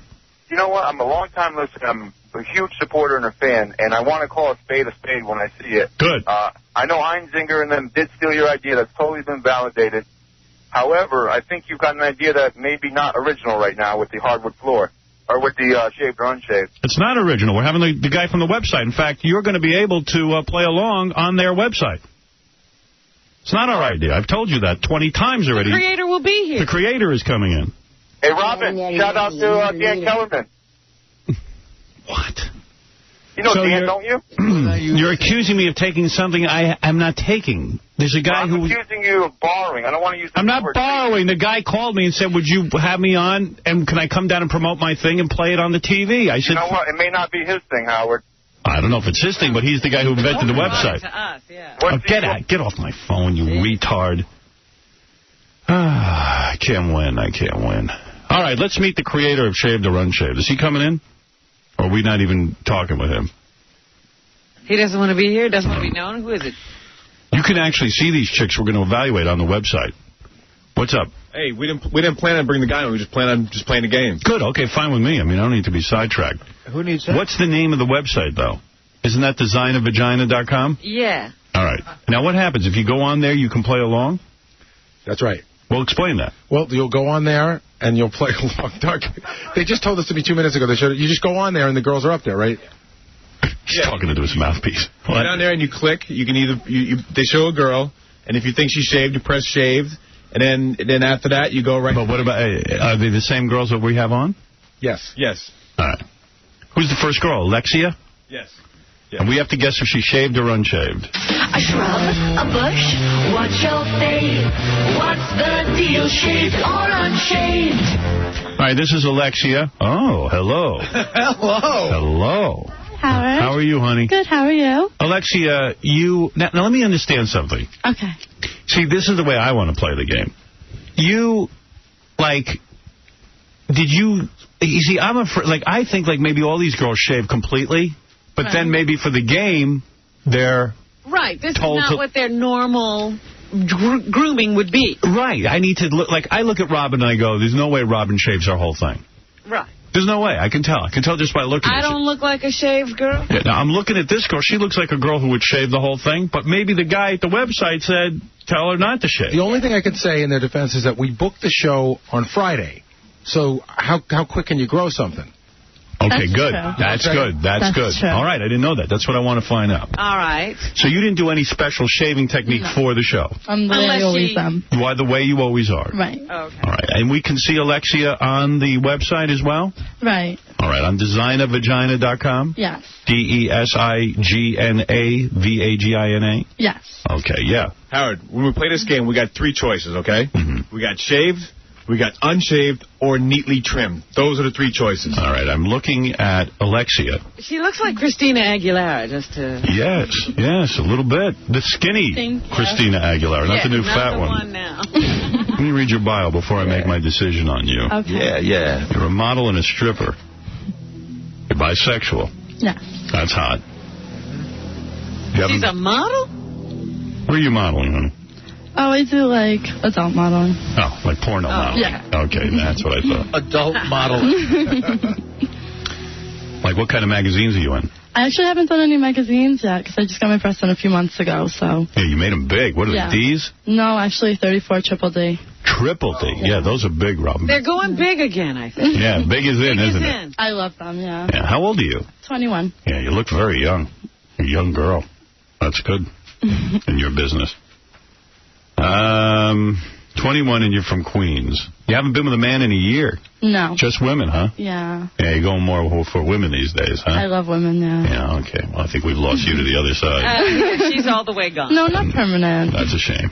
All right, let me look you over, Robin. Well, let's go to you. You're a lady. You should be able to play shaved or unshaved. Well, she definitely looks like a girl who shaves, doesn't she? Sure does, and the lesbian thing kind of makes me think she'd want to be nice and clean down there for all that activity. And she's got a You know, she's got a lot of camel toe there. Yeah. You're wearing little short shorts and a bikini top, which I appreciate, and we can see lots of camel toe. Yeah. I'm going to say that... Go ahead. I would say neatly trimmed.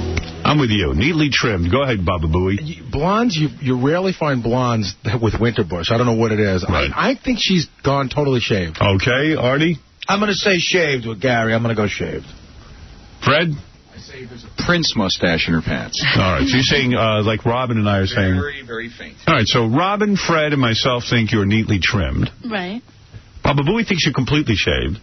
And I didn't pay attention to what Artie was saying. I was staring at your new breasts. He said completely shaved. Completely shaved. All right. Hey, Howard, I think she's almost like an albino, so I don't think she did anything down there. She probably don't have much hair to begin with. So you think she's unshaved completely? That's what I'm going with. Wow. You know, an albino doesn't mean no hair. That's right. Yeah, but like real white, though. But that's not her natural hair color, Casey. Yeah, it's a kid notice. He's saying she doesn't need to shave. Because her hair color would be so light, but that's not her hair color. Right. But that's Casey logic. What? I'm right. Well, now what happens? Are you going to pull down your panties so we can see if you're shaved, unshaved, or neatly trimmed? Yes. All right, here we go. Alexia will pull down her pants. This is fun. And let's find out who's right. Yes. Yeah, we're ready. Completely shaved. Yeah. Gary, you win. And Artie wins. Completely shaved. So what do we win? Yeah, what do we win?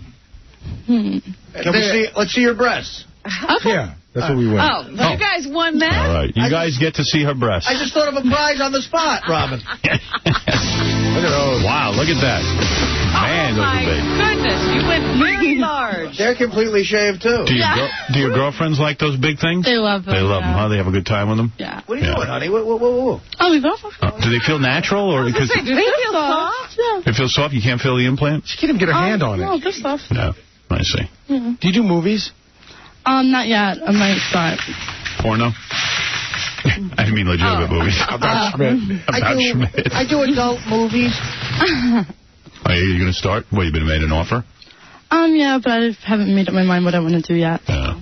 Did she have one of those spikes through her tongue? Yeah, she's got it. Yeah.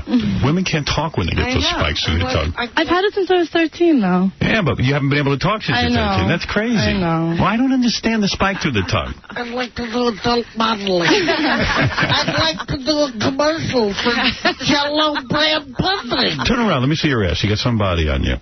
Look at that, Robin. Wow. Motto! Motto! Good for you. Yeah. Nothing better than a girl in shape, right? Wait, Baba Booey, you're staring at her like a married man. I didn't hear a word you said. That's I got to tell you, that is a fine ass. Yeah, that's one of the best asses I've ever seen. I think that would be her best feature, wouldn't you say? Your ass is your best feature. Thank you. You're welcome. Thank you. I like my ass as well. Do a lot of the chicks toss your salad when they're making love to you? Yeah. They do? Yeah. I can see that. I like a nice tossed salad. I'd like you to toss my salad. I had my tongue pierced since I was 13, and I like my ass as well. I'm looking into adult movies. I do adult modeling right now. I think that my tongue piercing is kind of sexy. I went with a triple Z. That's why I'm a lesbian, practically, Howard. Because you can't stand men. Men hurt your feelings. That's why. You went and got your tongue pierced. And now some fat guys make Unbelievable. Basically, you said it, not me. I like to get the double sweat. It's only because he thinks it's cute. It's cute. Not bad. Believe me, he wants you. That's the bottom line. Okay. All right, Alexia, thank you. Let's go to Mike. Mike, you're on the air. Yo, Howard, this is one of the best games you ever had. This is some game. Howard, I'm begging you, man. Next time, I know this is going to be a regular. Put me on hold. Give me back to John and let me come up and watch next time, please. Yeah, we could probably sell tickets to this particular game. This will be great, man. Yeah, it would be a nice prize. I want to be there. Yeah, we should let somebody come in and play from the public. Let me come in and play. Well, why don't we get someone off the street and say, come on in and play shaved or unshaved. Let's go to Gary. Gary, you're on the air. Yeah, Howard, man. Hey, Gary. This is not exciting for a listener. You have to use your imagination, I guess. Well, it'll be exciting for you when it's on E in our new primetime slot at 10 o'clock. That's for sure, but right now it's boring as hell. Yeah, well, you know, I don't know what to tell you other than enjoy the girls' voices and their sex stories and imagine what they look like unshaved or shaved. The last guy loved it. Well, you can't please it. You know, I go through the email every day. People either hate it or love everything we do. I usually love everything you do. All right, thank you. Is it okay for him when girls come down here and get naked? You know what? Usually you talk to them more. This was just like, are you shaved or unshaved? And I was like, well, we just spoke to her. She's talking about her lesbianism and her... Gary, this is Alexia. Enjoy my voice.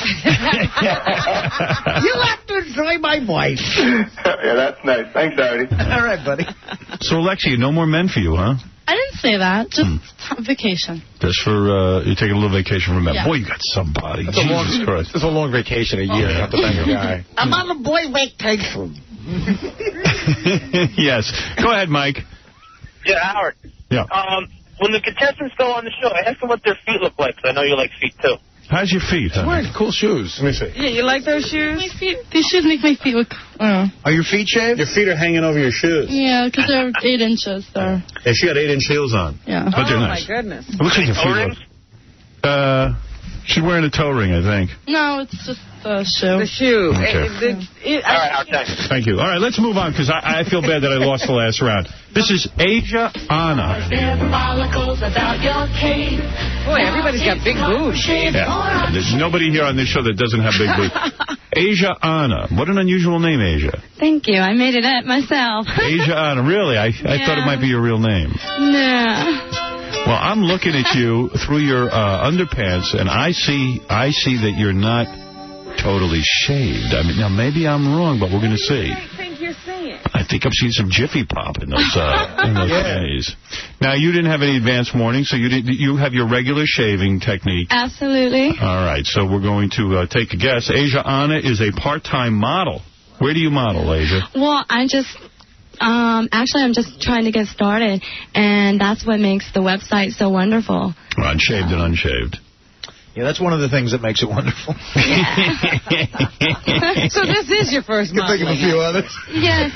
Right. So let me see what else it says about you here. You've been married for 10 years. Yes. You seem like a young woman. How are you married for 10 years? I met my husband when I was 15. 15. Oh, you're a bad girl, huh? A good one. Were you molested at home or anything to make you start so young? Sold? What happened? Were you sold? Almost. Traded. Did you have a horrible childhood? Was that what forced you out of the house at 15? No, actually, I had my daughter. You had a kid at 15? Mm-hmm. Wow. Wow. Nice. And how old are you now? 28. Boy, you've lived a whole lifetime since you're 15. Wow. And you're married. Now, is the husband the father of the baby? Yes. Yeah. Okay. All right, so you're 28 years old. You got big cans. How can I help you out a little bit on this? Because I noticed something. What you think you see there is I realize she's wearing a black bikini bottom underneath that. Oh. So that's what you think. That's the illusion. I see. So that's not Jiffy Pop. Okay, all right. I thought I had a clue there. You have a bikini on underneath your panties. Okay, all right. Now, Robin, what do you think? Shaved or unshaved? I'm going to say unshaved. Why do you say that? Well, you know what? I could be being led astray by the bikini as well. But I don't see as much camel toe, so I'm thinking maybe that's an indication that she has something there. This looks like a girl to me who would be totally shaved. She wants to be a model in these dirty magazines. You're a stripper, I assume? Yeah. I got to figure she totally shaves it off. If she's a stripper, see, this is information you didn't supply me with. What do you think she is? Take a look at it. I thought she was just a mom. Mom. Yeah, she looks like a regular mom. Right. Do you live in the suburbs? I live in North Carolina. And, are you the hot mom in the neighborhood? I think so. Yeah, so all the kids probably come over to take a look at you, right? They come over to play. Yeah. Do you parade around in your suburban neighborhood in little outfits? Pop top, short. Do you go to the school? Yeah, but that I kind of wait in the car. Yeah, you don't want to be embarrassing. Honey, wait in the car. They can't see you. Yeah. North Carolina, you must be the belle of that ball. Do any of the kids in the neighborhood get to play shaved or unshaved with you at home? No, they don't. All right. What do the kids think you do for a living? Just out of curiosity. They don't ask. It's don't ask, don't tell? We just kind of stay away from that, and I bake them cookies. And Cookies? Your kids? Cookies. I baked him cookies. I like you baked them cookies. So you're a pretty wild chick, but you keep it from the kids. You try to keep it on the down low. Right. Do her kids know what she does? No, I don't think so. But, you know, if they find out later, it'll be okay. It'll be okay. Hey, Howard? It'll be okay for you, you mean? All right. Yeah. I gotta say one thing I noticed. Don't you and your husband swing? Yes, we have. You have to swing because you started having sex with him at 15. You got to be bored by now. Absolutely, yeah. So we've been together for 13 years. You bring chicks home and stuff? Sometimes. Yeah. You bring a guy home? Sometimes. And he's there for that? Yeah, we're very close. So. Wait a minute. He gets into bed with you and another guy? We mostly do it with another girl, but we have done it the other way around. Really? But I think it's more enjoyable with another girl. So I hope he does too. I think he does too. Yes. Well, maybe you want to take Alexia home with you. She'll probably take a roll in the hay with you, wouldn't you, Alexia? Definitely. Yeah. You two want to hook up? You like each other? She's very beautiful. Yeah. Well, you two can make out for us after we guess whether you're shaved or unshaved. Well, that's what you win if you're right. That's right. All right. So I say she's totally shaved. Robin, what do you say? I say I'm going to say neatly trimmed on her. Gary? I just got a hunch about it. I don't know why, but I'm saying she's unshaved. All right. Neatly trimmed. Fred? She's got a thatch.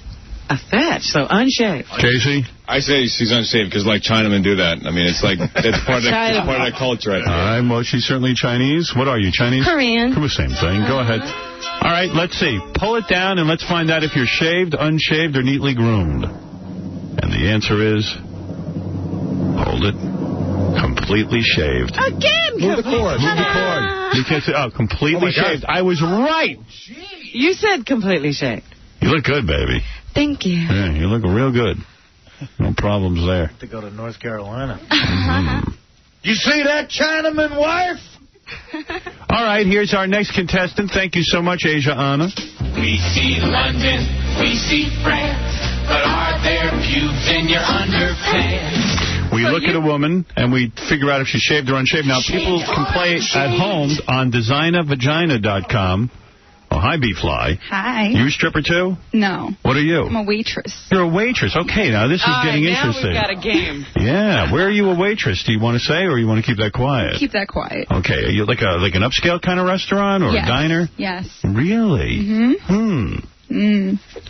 Wow, you're a nice-looking woman. Thank you. A lot of these waitresses are good-looking. You have to be. Get good tips. Now, you say your name is B-Fly? B-Fly. Is that your made-up name, obviously? Yes. And do you use that name as a waitress, B-Fly? No, I use my real name. I see. Why would you have a made-up name like B-Fly? Because I'm fly. You're Fly, okay. Oh, you're Fly. How do I know? Yes. Oh, why don't you say so? Are you a wigger? You have like a name like a rap star, B-Fly. No, nothing like that. Nothing like that. Where are you from, New York? Staten Island. Staten Island. All right, so this is a waitress, not a stripper. Now, that... It also says she's a part-time model. It does say that. Where do you model, B-Fly? I do it for Vagina Dina. What? Vagina Dina? What is Vagina Dina? Because this is Design a Vagina. What is that? Yes. What? Yes. Design a Vagina. Oh, you do it for you're a model for Design a Vagina. And what mixed up my waitressing with it. What do you do at this upscale restaurant? Do you work the drive-thru? No. Okay. So you're a part-time model for Design a Vagina. Yes. And you work as a waitress. Mm-hmm. And you're engaged. Yes, I am. You have a boyfriend. And you even have a tattoo of him on your leg. His name, yes. Right. Let me see that. All right. So that means you're kind of wild. Yeah. Mm-hmm. I have a couple of tattoos. It's always weird to tattoo someone you're in love with's name, because that can end. You've had No, I'm pretty sure this is not going to end. Well. How old are you? I'm 20. Oh, that's funny. Look, you guys, I'm pretty sure it's not going to end. B-Fly, you say you've messed around with women as well. Yes. You and your best friends mess around one time. One time? Couple times. Yeah, you like that? It didn't really appeal to me. Yes. They did? Yes. And you like that? Yes. But you wouldn't do it again? Nah. But I prefer men. Why would you do it again if you liked it? Because I prefer for men. I like men. Oh. I mean, it felt good, but I like men. So you had sex in a closet of a restaurant once. Mm-hmm. How was that? Why is that so good? Because it's dangerous? Yeah, because anybody could walk in at any minute. You like that? Danger. You like that? It was during the rush hour. Work hours, yes. Wow. In your restaurant, you had sex in the closet? Yes. And all of the workers could have walked in there, and the other waitresses, and maybe even a customer or two? No customers, but... Wow. Nice. Well, you're pretty wild, aren't you? Great to bang a chick in a restaurant. That's the best of both worlds. You, Artie? Have it. Yeah, that's it. Artie could eat and bang at the same time. All right. You're 20 years old now, and we have to guess whether you're shaved or unshaved. Yep. Now, I assume that people go on the website and look up B-Fly. Yeah. Fly. Yeah. So you can look up B-Fly and you can play along. Yes. All right, B-Fly. I'll go first. Since you're a waitress and you're not a professional stripper like the other two ladies, I'm going to say you're groomed. Well-groomed. Well-groomed. Neatly trimmed. Neatly trimmed. Robin? I'm doing terribly at this game. You got the first one right. No, I didn't. You didn't? No. She's open sorry. Too. Yeah. Well, you're a chick. That's right. I'm horrible at it. So I'm going to say neatly trimmed on her. All right. Good for you. Are you? I'm just guessing you're Italian, right? Yes. Okay. She's not shaved at all. Not shaved at all. Oh, my God. I got to see that. Not on. Go ahead, Artie. I'm going to go with neatly trimmed. And Fred? Definitely neatly trimmed. All right. Now it's time, B-Fly, for you to become a model on this show. And let's take a look at what you have. Hold on. Neatly trimmed. There you go. Neatly trimmed. I would be totally shaved if I was you. I mean, you're just about there anyway. Well, then you don't have a game. Yeah. Exactly. I have a feeling you just grew that in for the game, didn't you? No, that's the way you always are. Okay. Wow. What girl is totally unshaved these days? I mean, very, very few. Well, I hope we found one. I hope we get one in here. All right, let's meet Mary Jane, and thank you, B-Fly. They're all from DesignaVagina.com. And you can play at home. What's your fave? What's the deal? Shaved or unshaved? All right, here's a lovely woman. Her name is Mary Jane. You're a tall woman, aren't you? Yes, I am. How tall are you, Mary? 5'10". 5'10". And what is your occupation? I'm a stagehand. A stagehand. All right, so you're not a professional stripper or anything like that? No. Oh, this is exciting. And it says here you work as a part-time model, but is that for DesignaVagina? Well, this is actually my first modeling venture. Right. Showing your vagina. Showing my vagina. Well, okay, there you go. She's a vagina mom. Yeah. All right. And you work at a theater. Mm-hmm. And it says here you even gave oral to the manager at a bookstore where you used to work. Yes, my current husband, actually. Really? One day we were, in the manager's office, and I, performed oral on him. Look at you. Well, you're a bit wild, aren't you? I've screwed a couple of bosses, actually. Yeah. Is that because you want to get ahead at the company, or you're just attracted to them? Just attracted to them. Right. You're working alongside them, and suddenly you have sex with them. Absolutely. No kidding. You wouldn't consider that sexual harassment. You come on to them. Yeah. Oh, yeah. I mean, it's not sexual harassment at all, no. What do you like to do? You go to work and you wear skimpy outfits?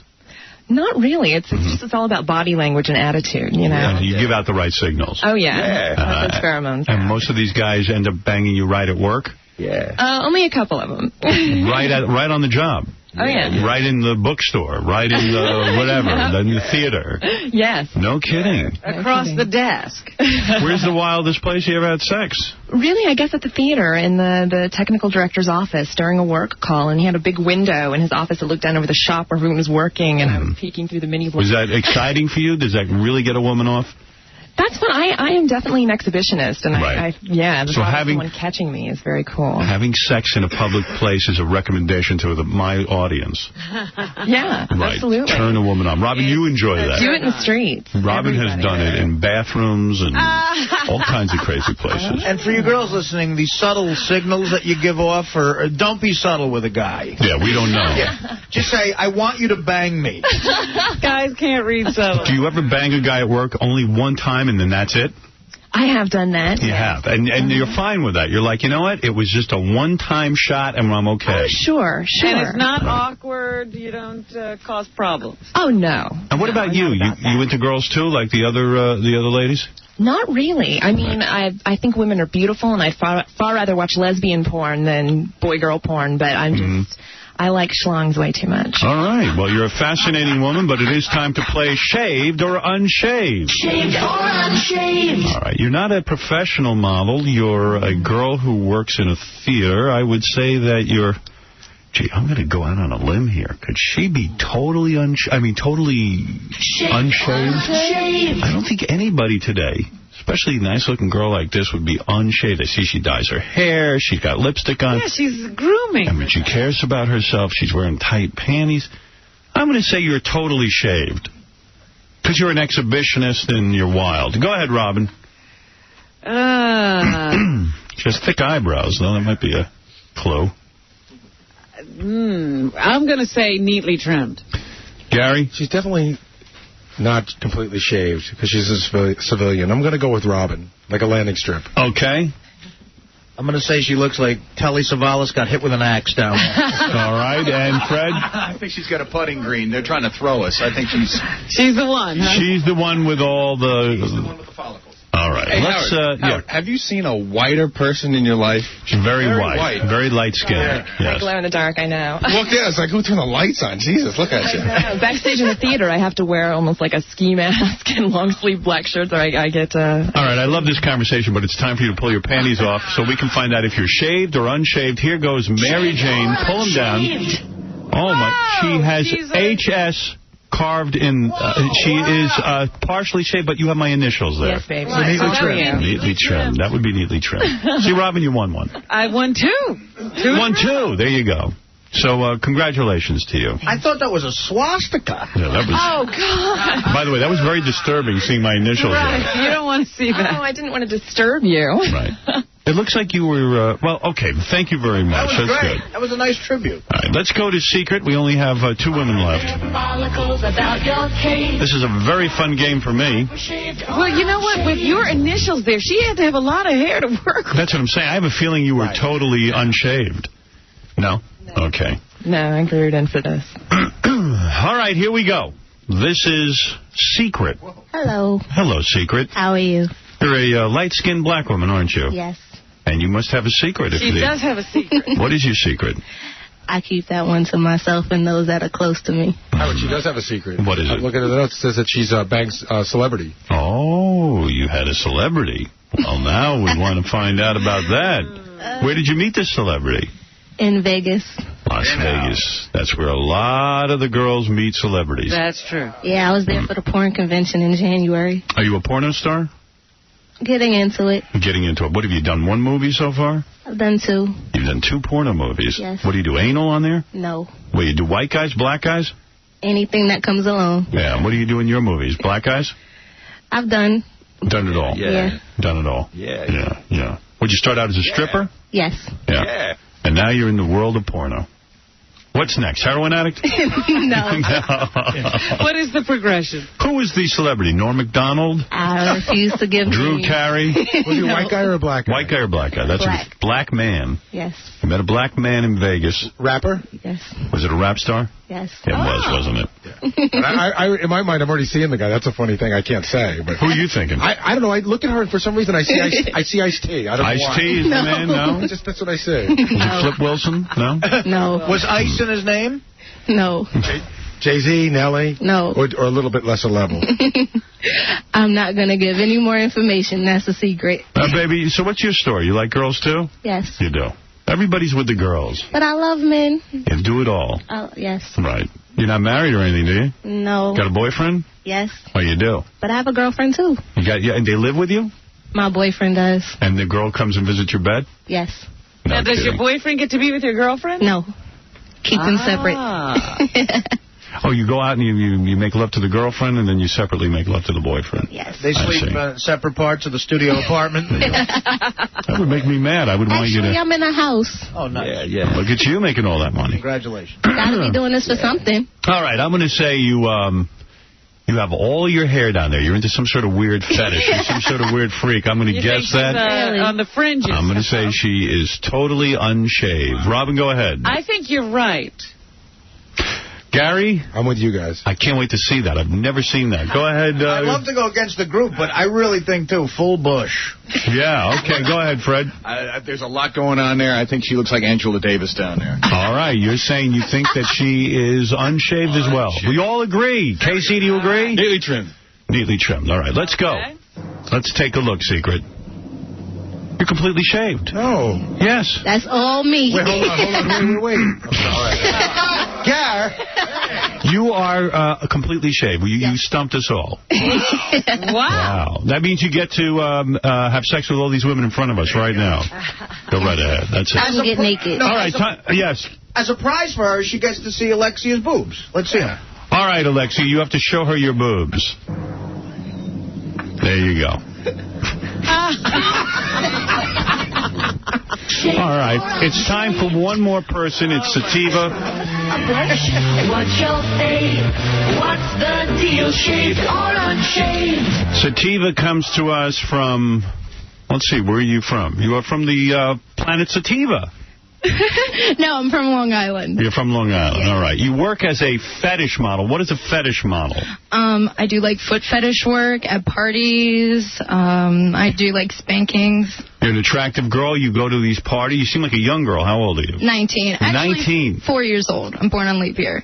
I see. So you're 19. Yeah. Yeah. And you go to fetish parties. Yeah. And you show up at these fetish parties and you let guys worship your feet? Yeah, I dominate them with my feet. I'll smack them in the face, put my toes in their nose. Really? And the guys like that? Oh, yeah, they love it. You hit them with your feet? Yeah, or they'll massage my feet or, paint my toenails. Right. How many guys at these parties? Man, probably like 100. Where are these parties held? That's what I want to know. I've never been invited to one. Barrack Street. Holiday Inn. The Holiday Inn, I think. So you have these parties. Yeah. And you get a bunch of guys together. What is it, like a bachelor party? No, it's just guys who pay to get into this party and to worship beautiful women's feet. Wow. Cool. Wow. And how did you find out about it? I got into modeling like a couple months ago. When you say modeling, what do you mean? Modeling. Like anything from glamour, artistic nude, fashion. Glamour magazine you've been in? No. Glamour, like, as in, like, clothing. Glamour clothing, like wild stuff, flashy. And where would we see you do that? Yeah. Like, I'm on onemodelplace.com. I see. All right. So you're on the .com somewhere in modeling. All right. So you got into this, and then before you knew it, so how do you find out how you're going to be a foot fetish party girl? I was working as a stripper for a while, and the guys would just come in and be like, I want to just massage your foot instead of get a lap dance. And they would massage my feet. And then a foot fetish person I ended up meeting wanted me to come to one of his parties, and I went to check it out, and I had, like, a blast. It was, like, the best time of my life. You liked it? You liked the guys kissing your feet and rubbing them? Oh, definitely. It's, like, the most relaxing thing. It's the best thing in the world. And then the guys would begin to say to you, would you step on our faces and put your toes in our nose and stuff? Oh, they don't tell me to put them in their nose, but they'll tell me to step on them. They'll tell me to, like, smack them with my feet. And then I'll tell them, like... You know what's great? Well, don't say that word. You know what's great about this? The other girls are listening and going, gee, I got to get in on this. Right, yeah. It's so fun. Get in on it, girl. Yeah. The thing is, I'm thinking about... We should do one right now. You're a stripper, but you really don't have to get naked. Did you get naked at the party? Oh, I'm not a stripper anymore. No, you don't even get naked at the foot fetish party. No. What do you wear to the foot fetish party? A bikini? It all depends. Some of them are themed. Like, one was secretary, one was college co-ed, one was wear, like, a nice, like, fashionable dress. Would you mind demonstrating this on Benji, like, if he got on the floor? Oh, definitely. Benji, get over there and let her demonstrate foot fetishism. I know you're up for this. Does he want me to be submissive or dominant? Dominant. Oh. Yeah, you take over. Yeah. I mean, don't hurt him. I'll take off my shoes. Benji's what we refer to as a schmo. Oh. Yeah. But take your clothes off. Yeah, get naked. He shaved right too. I don't want to look. He just got naked. Oh, my God. He doesn't even have underwear on. No, he doesn't. That's good stuff. Good stuff. Oh, now, what do you... I can't see what you do. Benji, turn around. Oh, no, lay down flat on the... Yeah. All right. Now, what do you do to him? He's naked. Oh, my goodness. Now, you're stepping on Benji. Describe what you're doing to my audience. All right. Well, right now, I'm a very thin girl, by the way. on his chest. Yes. And I'm massaging it with my big toes right where his nipple area is. Right. Totally arouses men. Do you like that, Benji? She's a cute girl, but it just feels like a foot. Really? But isn't it a soft foot? She does have a very soft foot. It's just like my butt. How weird would it be if Benji just totally got aroused? I don't know. So far, I am. Oh, you are aroused? No. That's pretty bad. All right. This is weird. Benji has HS shaved into his crotch. He's totally unshaved. I don't think so, does he? Now, do you ever touch a guy sexually with your foot? Like, what do you mean, like on his crotch area? Yes. Does it go that far? At the parties? If the pay is right, it can. It can, I see. Right. All right. Well, obviously... Touch Benji. Yeah. Seriously. Is the pay right? Well, that might be good for business. Maybe if we get a plug in here, I'll... What do you need? A design of vagina? Oh, that sounds good. Here all we right, go. there you go. Ooh, nice cold toes against your ball. Howard, I just saw her toe go right. I know. I saw. So, Benji, how do you feel about this? Well, I feel like there's some toilet paper on her foot right now, probably. Really? Oh, there is. What is that? That's from when she went between my legs. She pulled out toilet paper. All right, get off the floor. It's disgusting. Wait, what do you do? Like a baby. What will you do for $50? I'll do anything. No. You don't. Usually I get paid $20 per 10 minutes for guys to worship my feet. I see. So wow, that is. I don't go by like $50 every day. All right, so now it's time for us to guess if you're shaved or unshaved. Shaved or unshaved. And, Robin, I'll go first as usual. Holy mackerel. For Sativa, she's a fetish person. I've got to think that maybe she's totally unshaved. You think? Because she's a fetish person. Maybe some guys pay for that. Yeah, Can I have her lift her arms? Lift your arms up. She's shaved under her arms. Under her arms. I'm going to say she's totally unshaved. I got to go with shaved. Gary? I see like a young Lorraine Newman, so I see a totally unshaved girl. Unshaved, all right. How old are you, by the way? 19 once again. 19, so you don't even know who Lorraine Newman is? No, definitely not. That's okay. All right, let's go to Artie. You got to think of someone the kids know, Gary. She looks like Amy Irving. All right, go ahead. Great reference. I'm going to say unshaven as well. All right, Fred? I'd say it's like a paintbrush, unshaved. Unshaved. A lot of us say unshaved. Robin says totally shaved, and Casey says... Howard, I'm going to nail this one, because I think if she's going to shave down there, she would have shaved her stomach first. She got a little treasure trail going on down there. So I know this one. It's going to be totally unshaved. All right, let's see. Pull down your pants, Sativa. You know what? It leads to the package. Well, you're trimmed. Shaved or unshaved? I'm shaved. That's unshaved? That's unshaved for me. You're totally unshaved. That's natural. You haven't trimmed anything. Very little hair then. Well, it's grown in probably for like a couple weeks now, so I don't shave. I wax. If I do the bikini look. Oh, you wax? Yeah, like depending, like, so when summer season comes around, you got to get that bikini looking good. Well, so far, the most unshaved goes to Benji. Right. Yeah. I'm not sure what we just saw. But anyway, girls, thank you for playing shaved or unshaved. Doug Goodstein wants to say something. Alexia and Asia would like to make out to wrap up the segment. Oh, they would. All right, well, go ahead, girls. I'm not going to stop you. And what a great way to close this segment. I'd like to make out with the Asian chick. If it's at all possible, I like Asians. Do you think you two will get together after the show? Maybe. Really? Well, looks like there's a love match. All right, well, shaved or unshaved is the name of the game. Shaved or unshaved? If you want to play it for yourself, you can go to designavagina.com. That's where you can actually look at women and guess whether they're shaved or unshaved. Right there on the website. Is that right? Unshaved. Ladies, thank you. Thank you. You're beautiful ladies, and how nice that you pulled off your pants for us and let us see what was doing down there. That's very generous of you. We learned all kinds of things, what it is to be a fetish model, everything. Also, I have good news for my girlfriend. I'll weigh 160 in about a month because I'm done eating after I just saw Benji. DESIGNAVAGINA. That's the name of the website. Okay, girls, thank you so much. And there it is, Robin. Shaved or unshaved? We see London, we see France, but are there pubes in your underpants? Wow. I always, hot chicks make money in the strangest ways. Yeah. Fetish parties. Have you ever heard of such a thing?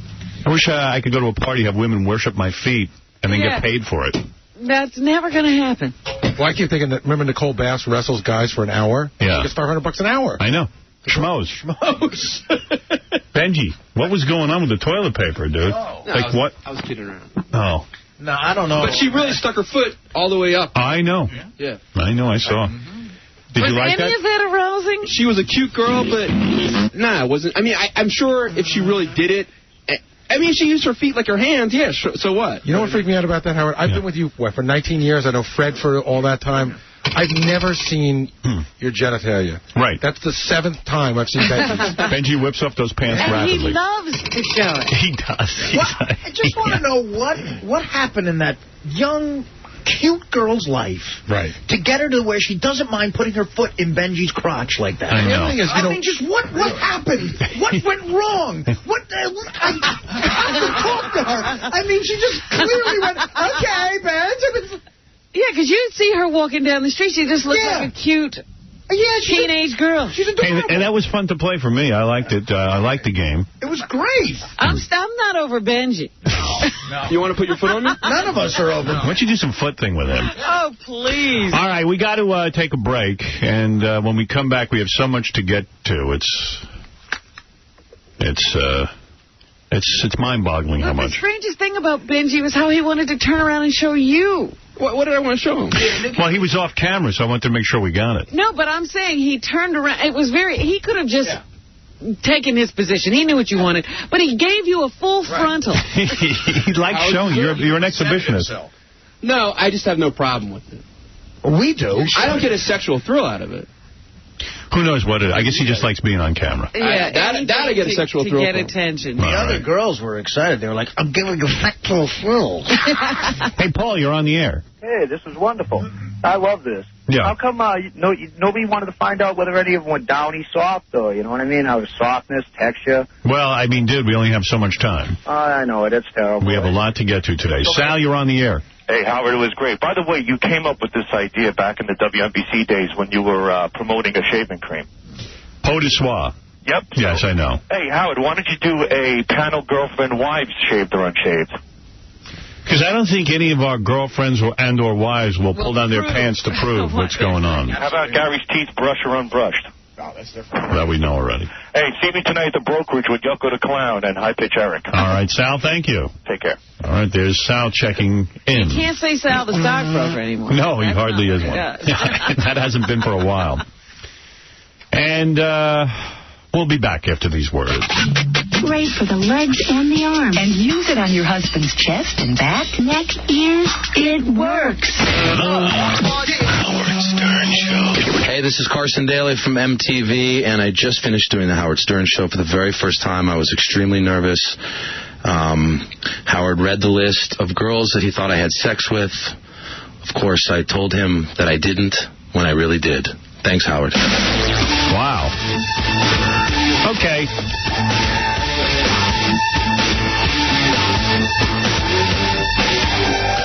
We have on the E! Show tonight Whack Pack Blackjack. Check it out. And starting Monday, we're on at 10 o'clock on E! We've moved our time period from 11 to 10. And that starts the Drunk Show and the Miss Butterface contest that everybody seemed to like. But you really do need to see it. Okay. Now, I got tapes upon tapes upon tapes here. I don't even know where to begin. So much stuff. You're talking about this ODB press conference. Oh, yeah, I got that. Here, I'll play a couple of quick voicemail. This is that racist voicemail guy calls every day. You ever check out these jerked-off bitches that go to Oprah Winfrey's show? When she comes out at the beginning of the show, these stupid twats have this glazed look over their eyes like they're part of a friggin' cult for this nigga. You know what I mean? I think they all want to sniff her. They want to go down south and lick her and taste her and go behind her and taste her, too. It's nothing but a bunch of lesbian glazed-over look. Guy upset about the Oprah audience. All right. I have a theory that guy, if you listen to the voice quality, I think that's Regis Philbin. Maybe. And this is... He snapped. This is... he starts screaming about Christina Aguilera. I don't know anything more about it. Get a load of this Christina Aguilera with the black hair. Unbelievable. Man, she looks like she's got a lot of miles on her. She's getting, like, raggedy looking. Chubby. Looks like worn out. Don't get me wrong. I still wrap my legs. You're going to have to hit the button on that one? You got to listen to those a little careful. He doesn't understand. He hasn't gotten all the rules down, that boy. All right, so, now, before I get to the ODB press conference for you, about them making such a big deal about Katie Couric on The Tonight Show? I said, does Jay get upset about this? Katie stole Jay's show. She was on one time, and everyone's talking about how she could do anything in television. And you said this would happen yesterday. Yeah. That they start now nominating her for everything. Put her on for 2 weeks and see if the ratings are high. Watch out, Jay Leno. Katie Couric was a smash hit Monday night, sitting in for Leno as host of The Tonight Show. More than 40% better than his usual Monday night ratings for the season to date. This is his worst nightmare. Johnny Carson used to go on vacation, and then the people who sat in for him would do better. Yeah, but for a while. Jay wouldn't let anybody sit in for him because he didn't want to see this, and he thought Katie Couric would be a safe bet. Well, I don't know, but Jay only allowed this after Dave let people sit in for him. You know what I mean? But I'm still saying he was looking for somebody who wouldn't score big. Right. Well, this is great for him, actually. He should have her do it once a week. What's the difference? And if she went against him on a regular basis, like remember when Joan Rivers went against Johnny, the novelty wears off. Yeah. It's a novelty. Nobody wants to hear Katie Couric do a monologue. It was a horrible monologue. I played it yesterday on the show. It was awful. It was just fun to see somebody sit in on The Tonight Show. Who's not supposed to be able to do it. That's right.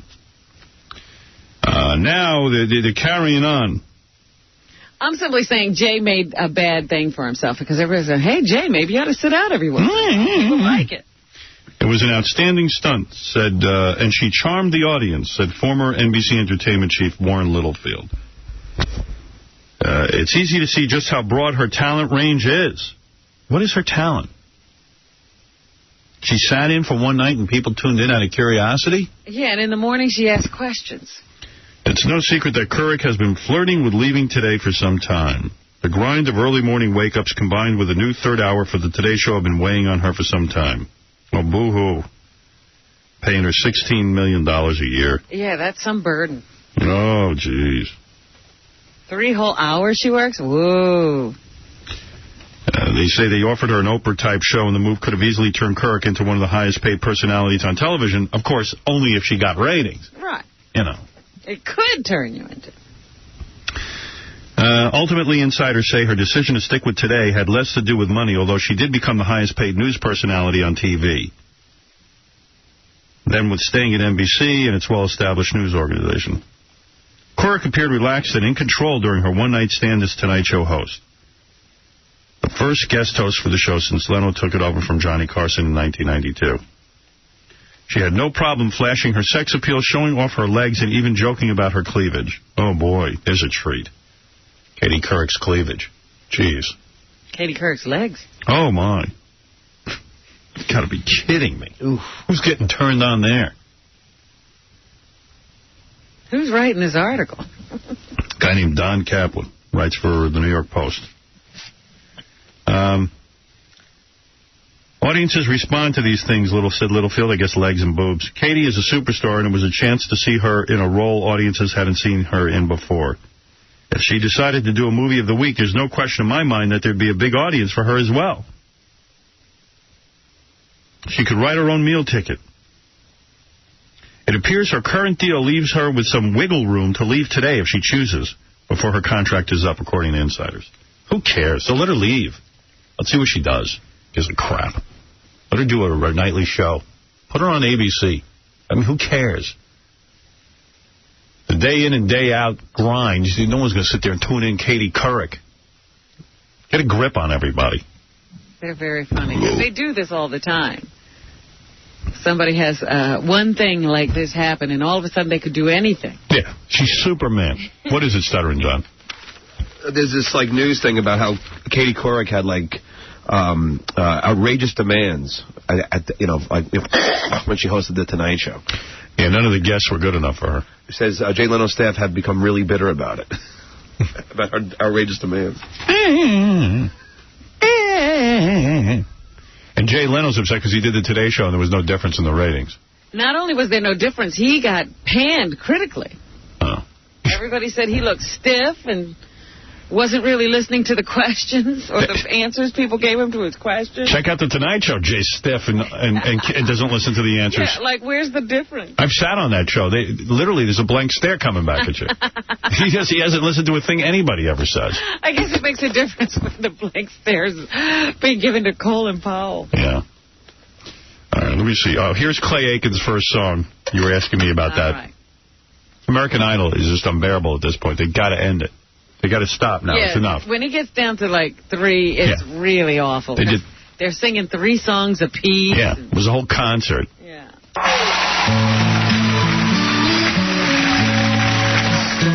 Starry night,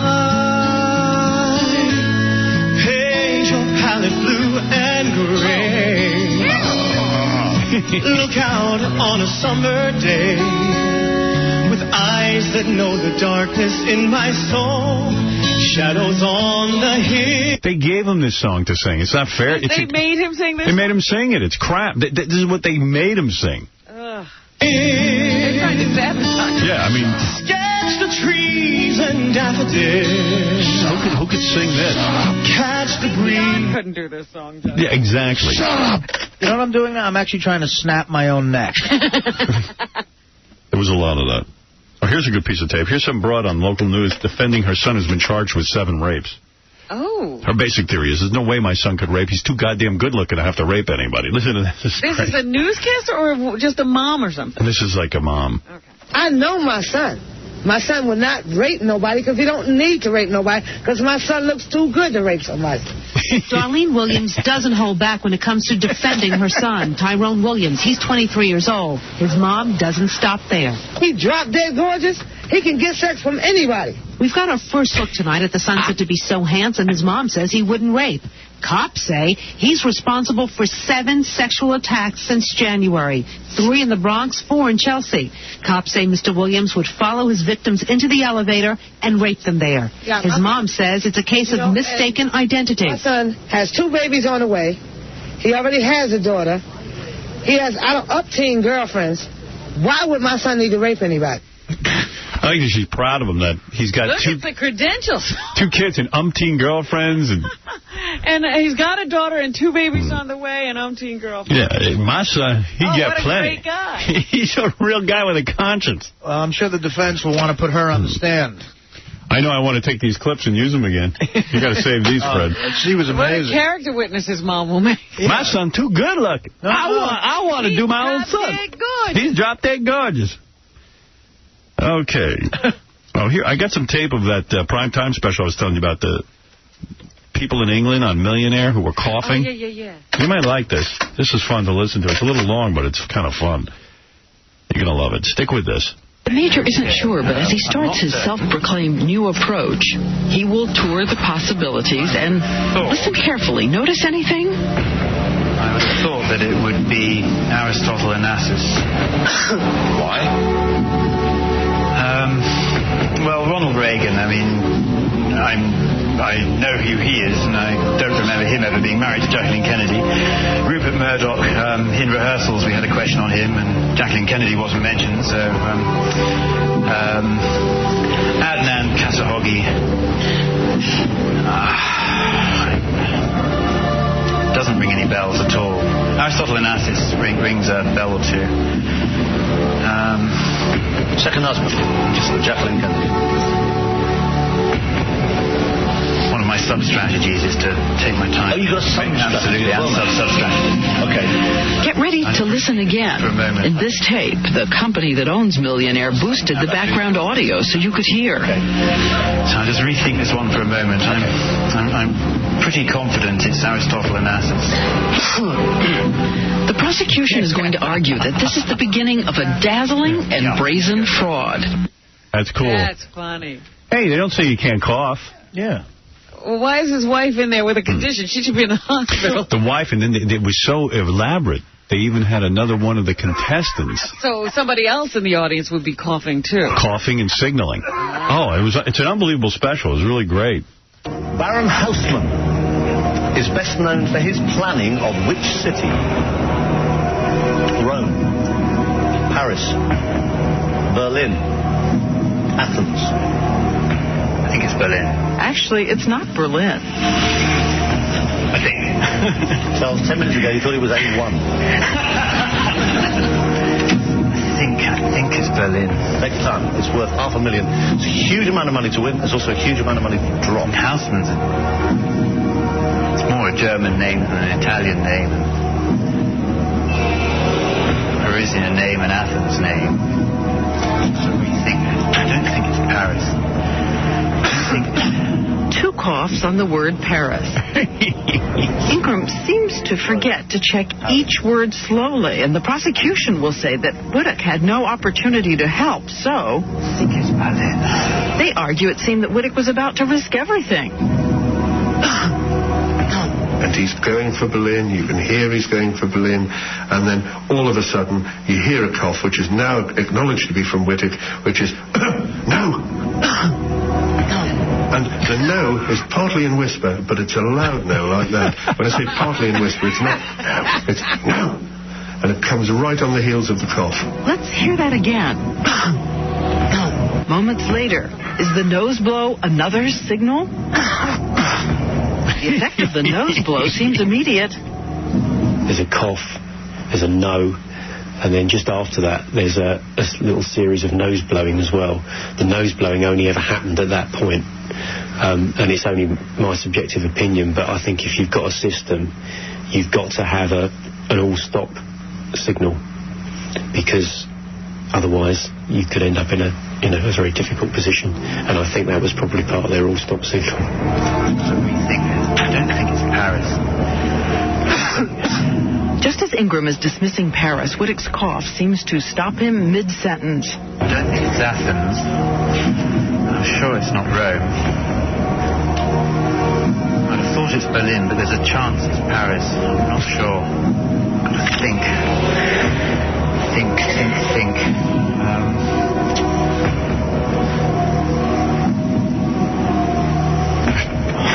I've read this. I think it's Berlin. Is that the all-stop signal again? Diana Ingram stares at Wittek's direction. Paris. I think it is Paris. Yeah, I'm going to say. Ingram seems to respond to that cough immediately. Paris, dummy. He's the dumbest guy. Yeah. Oh, please. They would have gotten away with it if they only went to like $500,000. It's like the people have to have pneumonia. Yeah. And then she's an imbecile. As he's dismissing Paris for the 4th time, his wife throws up in a bucket. Yeah. Oh, I mean, it's such a good special. Yeah. 2020 did it. That's great. Yeah. You know, I say if they get away with it, let them have it. Well, you know, every scam guy, you got to remember this. The mob was always good at throwing scams because they knew how to do it after a while. They learned. You can't go for the $1 million. His wife even yelled at him afterwards. They had a fight in the dressing room. He said, why'd you go for the $1 million? Can't be greedy. Yeah, don't be greedy. $250,000? Even the producer said, yeah, you know, it would have been unclear at that point. Right. Right. It wouldn't have been so much coffee. Right, but the guy went for the $1 million and won. And then he'd go, it's definitely not Paris. It's Paris. It's Paris. You know, it was like, and they went to court and they said, we didn't do anything. Yeah. My wife was very ill. Maybe his wife has SARS. My argument would have been, yeah, I got signaled from the audience. Where in the rules does it say I can't do that? You didn't read that to me. Exactly. That's my point with card counters in Vegas. If they can do it, hey, man. Hey. Yeah, sure, we cough. Why not? Don't you wish you thought of it? But how did they know all the answers? Why didn't they go on the show? I don't know. Why did they put that dummy in the chair? Because both of them had already, but one of them had already been on the show. Then there was a third guy in on who had already been on the show, only got to 32,000, and they figured this all out. I see. Yeah. So between the three of them, they got all the answers. Yeah. First of all, on the celebrity version in the States, Rosie O'Donnell used to help people all the time. Right. Remember her? They said you could, up to a certain point. I hated that about that version of the show, that Rosie O'Donnell, hey, you know. Yeah. You know, I'm always honest. You can trust me. Yeah. Let's see. I played you the Hollywood Squares mention, right? Right. They mentioned me last night. Yeah, where I used to hate Rosie's helping out was on Hollywood Square. She would never bluff the audience. She'd go, I really, really know this. Oh, yeah. Come on. Yeah, that pissed us off. Okay, let's see. See if I got any of the tapes. Oh, this is a good one, too, but It's long. Dick Smothers and his dad. Dick Smothers and his son, Dick Smothers Jr., are yelling at each other on Inside Edition. Oh, Someone give me that. Yeah, it's great. Boy, I don't know who I feel worse for in that whole scenario. Yeah, I can't figure that one out. That's a little tough for me. Yeah. I think I feel more sorry for Senior. Yeah, but according to Junior, Senior wasn't much of a father. And Yeah, Junior wouldn't be the kind of guy he is if Dick had been pretty good as a dad, I guess. So I don't know who to feel bad for. Yeah, I'm confused, too. Hey, you want to hear the tape as long as we're talking about it? All right. Okay, it's a little bit, it's a minute long, but remember that dude, Dick Smothers, the comedian? His son now, Dick Smothers Jr., is going around being a porn star. With his name, using his name. Using the name Dick Smothers Jr. And they're on Inside Edition, and they get into a fight over it. It's great. I don't call this luck. I call this desperation. I call this pathetic. Anybody that gets in this business is pathetic. Okay. That's comedian Dick Smothers. When we sat down with the legend and his son, we expected to discuss their latest projects. But what our cameras captured was completely unexpected. Their relationship fell apart right in front of us. You weren't part of my life. You're all, hey, maybe you should do that. Maybe you shouldn't do that. Oh, I'll see you later. And I don't hear from you for 2 months. When you quit school, you're on your own. When you quit school at 17 and don't finish high school, you're on your own, baby.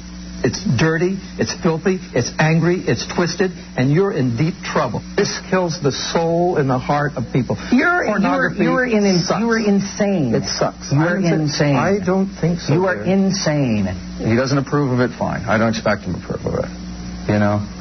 You're on my prayer list, and there's a lot of people who are praying for Don't do me any favors. Point is, Dickie would not be worth $1 if he didn't use the name Dick Smothers. And they wouldn't be interviewing you right now if I wasn't girls on camera. That's right, and I don't need this interview. I certainly don't need this interview. Then don't do it.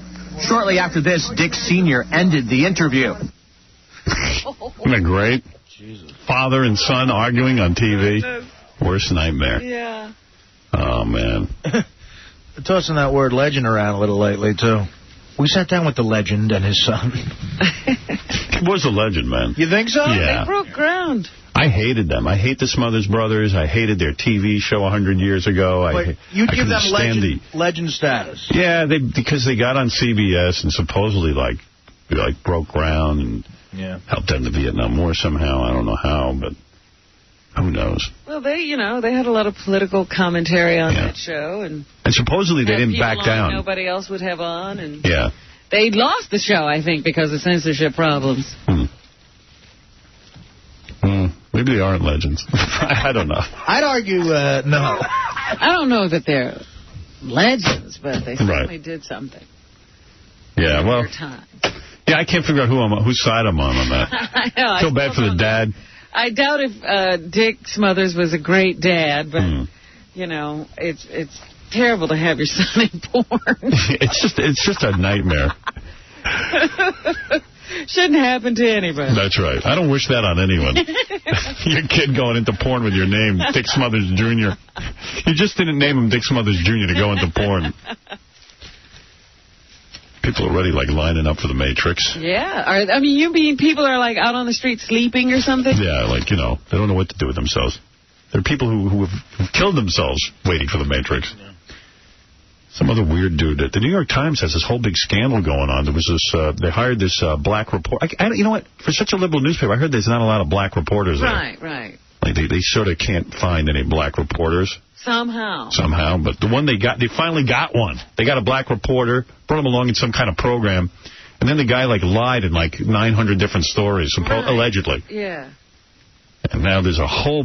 everyone's, freaking out over there. Well, I think the other newspapers are having a field day because the Times is all the news that's fit. You know, they got such a reputation, and they're enjoying this scandal. You know what? All the newspapers... It doesn't mean anything to anybody else. All the newspapers can make fun of the New York Times, but bottom line, the New York Times is the greatest newspaper there ever was. Right. Not that I can read it, I don't understand it, but I'm saying I know it's... Whenever I sit down and concentrate on it, I am amazed at how brilliant that paper is and how they put stuff together. So all the newspapers can laugh at them and say, anybody could hire a reporter who's dishonest. It could have happened to the Post or the Daily News. I think the thing that's weird is because the guy was black and the Times is so desperate for a black reporter that they put up with a lot of crap.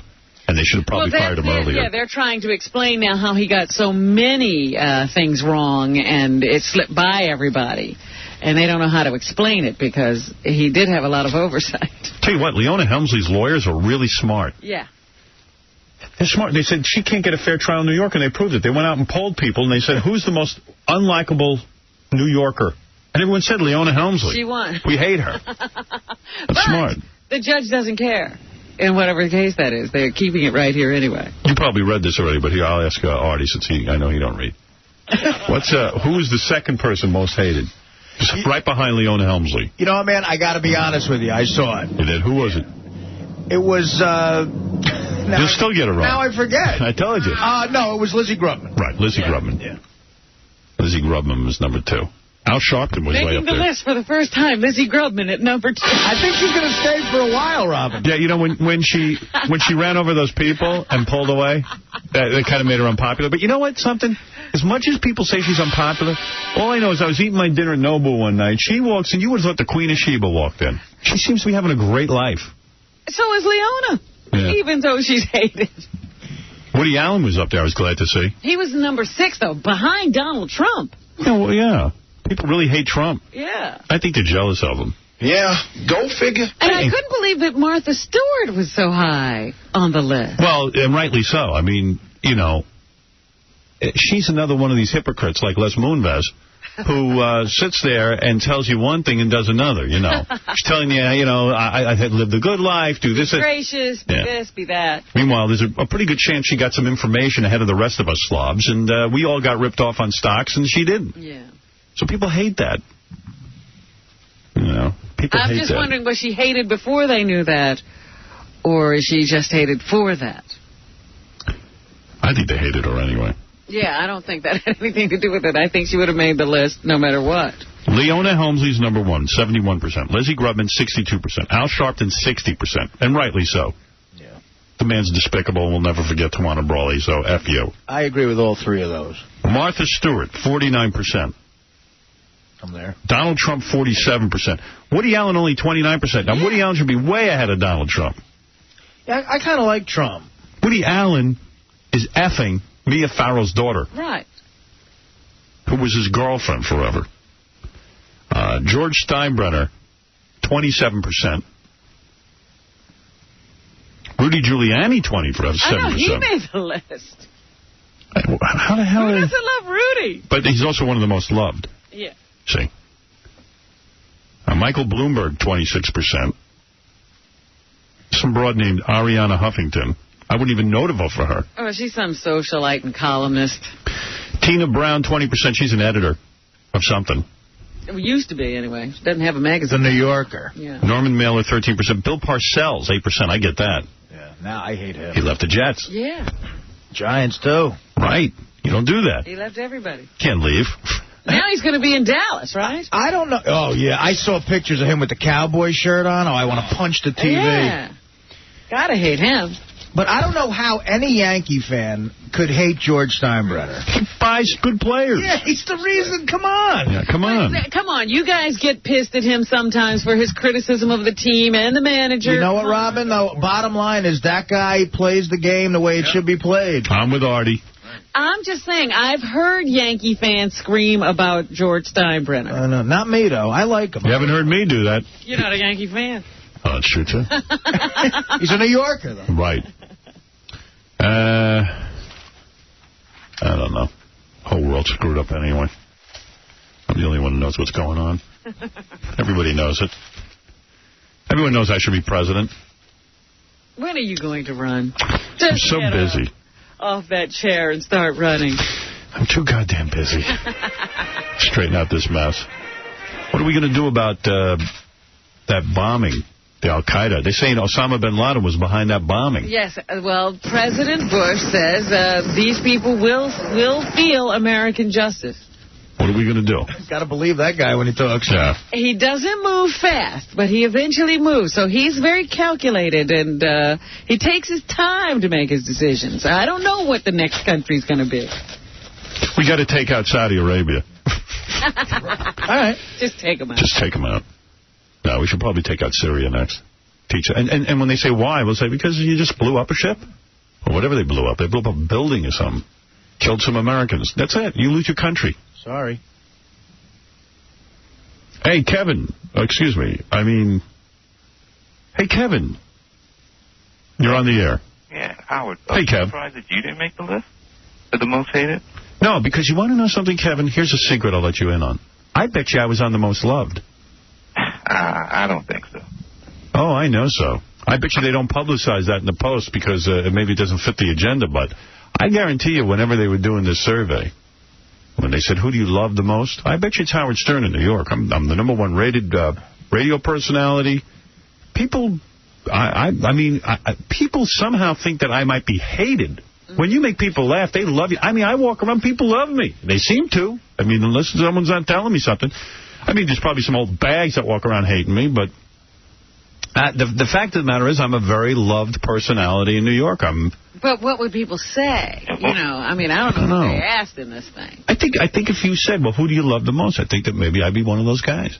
Because if you asked me who I hated, I certainly wouldn't think of Leon Helmsley. Right. I would say like Benji. Yeah. I don't know. Tom Chisano. Les Moonves. I would say the guy who runs the newsstand on 6th and 54th. Hey, can I ask you another question? Yes, Kevin. If they have, I think they're talking about doing another Batman movie. Yes. If they ask you to play the villain, like the Scarecrow, would you play that part? Yes. If it was a good script. It'd have to be a good script. There hasn't been a good Batman now for the last 2 Batmans. By the way, do you know the comic book The Punisher? Yes. Yes, I read it. Because they're about to make that into a movie. That could be good. They already made the movie. The Punisher is a good, The Punisher is a real good comic. And Thomas Jane is the Punisher. I don't know him. I can't tell you how to know him. And John Travolta is going to be the villain? You see already, that sucks. Is Thomas Jane, Robin, the guy who played Mickey Mantle? Would you know that? Yes, he was, yeah.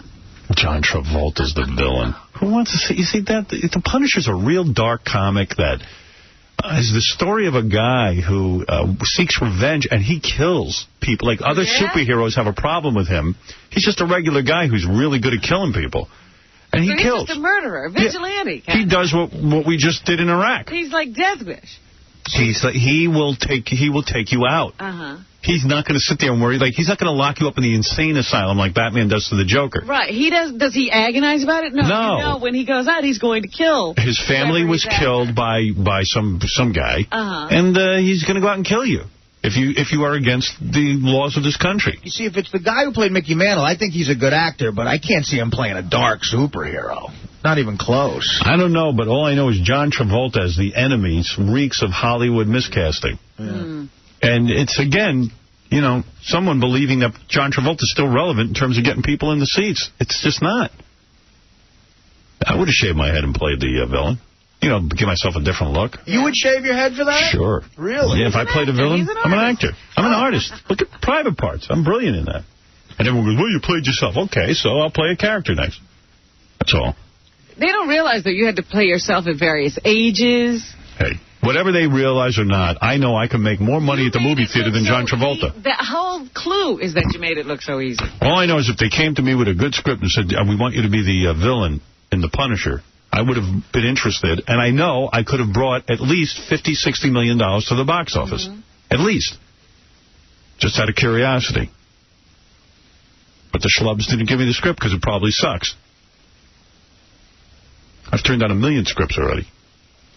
I'm not gonna go to the movie theater and see myself in a crappy movie. But you didn't see The Punisher. That didn't cross your desk. No. You said you recently got a pitch that you were interested in. Yes.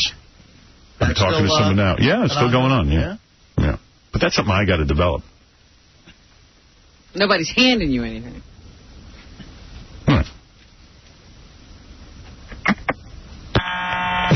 We bored this guy. We bored him to death. I've had enough of that. Yeah. All right, we got to take a break. When we come back, we'll do the news. Here's Beetlejuice preparing for an appearance on the Howard Stern Show. Yeah, listen to me. Yeah, I'll listen to you. What you're going to say is, just listen. Right. See, I'm about to go upstairs. Right. And get... I'll get laid. Listen. I'm about to go upstairs and learn how to get laid. Right. That's all. That's all. Say, my name is Beetlejuice. Beetlejuice. Say, my name is... Say, my name is Beetlejuice. Beetlejuice. Say, my name is Beetlejuice. My name is Beetlejuice. And I'm going upstairs to get laid. To learn how to get laid. To learn how to get laid. That's all. My name is Beetlejuice. Okay. And I'm going upstairs to learn how to get laid. Okay. Let me hear you say that. Ready? Okay. Right here. I learned how to go upstairs and get laid in 6 months. The Howard Stern Show. Are you jacking it? Penis or vagina, rotten cunt. But the system is dirty. The system is filthy. You is cold. You is insensitive. You is sick. You dirty. Mr. Howard Stern. Thank you, sir. Yeah. Let's see. Yeah, Mike, go ahead. You're on the air. Hey. Hello? Yep. This is not Mike. This is Russell. All right, Russell. Howard, let me ask you a question. What are your plans after you finish radio? Oh, well, I mean, I guess, I don't know. I mean, I know I got a bunch of stuff going with my production company. And what's going on with the sequel to your movie? Who is it? I'm not having a sequel to my movie. You're not making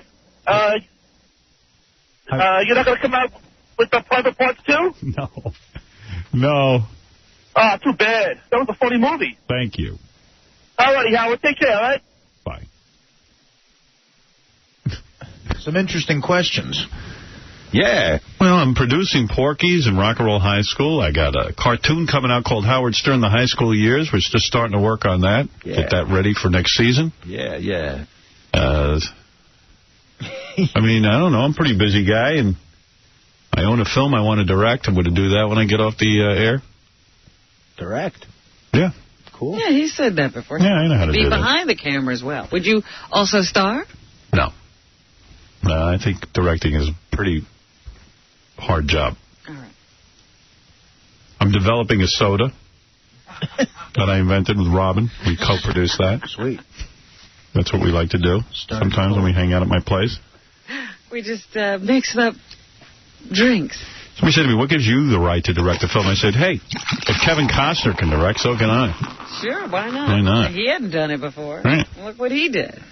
Dances with Wolves. There you go. I'm doing Dances with Wolves, too. I'm doing an updated version. That's it. I'm going to bring it into, like, the modern day area. Oh, okay. Bottom. Okay, let's talk to... I don't know. Gabe. Gabe, you're on the air. Jesus. Same to you. Let's go to Tony.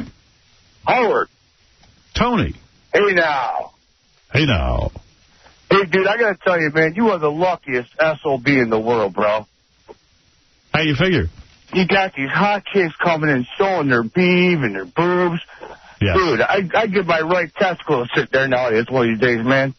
Well, you're right. I am lucky. I felt lucky today when I was playing Shaved or Unshaved. I loved it. That's awesome, bro. I'm telling you. I'll tell you who else is lucky. You play a game, man? I said, I'll tell you who else is lucky. Howard. Can you hear us? I can't get anybody with a decent... Howard. I'll tell you who else is lucky. Who's that? You. Yeah. Why is that? Because I'm going to give you $500 cash, courtesy of Dimension Home Videos. You're kidding me. No. Howard, you rule, brother. Equilibrium is the name of the film. You've qualified for a chance to win a home theater system, plus an Equilibrium viewing party with John at your house. Oh, man. Dimension Home Video's Equilibrium. This movie will blow you away. Available on DVD and video May 13th. How's that? That's awesome, Howard. You rule, dude. So do you. Thanks, man. Thank you. Love you, bro. Thank you. At that viewing party, sir, make sure you have $20 because John will need to borrow it. Give the man his $500. Thank you. John, you're on the air. Good morning. Yeah, good morning. Hi, John. Yeah, hi. How are you? I'm fine. I'm just a little agitated. I mean, I came to a screening yesterday to go see The Matrix, and Howard had this fit. I'm Howard. Well, I'm shocked. Why did you have this fit? You ran out of the screening room like a little girl into the bathroom, and you were upset that I was at the screening. I'm trying to do my job, buddy. What's up?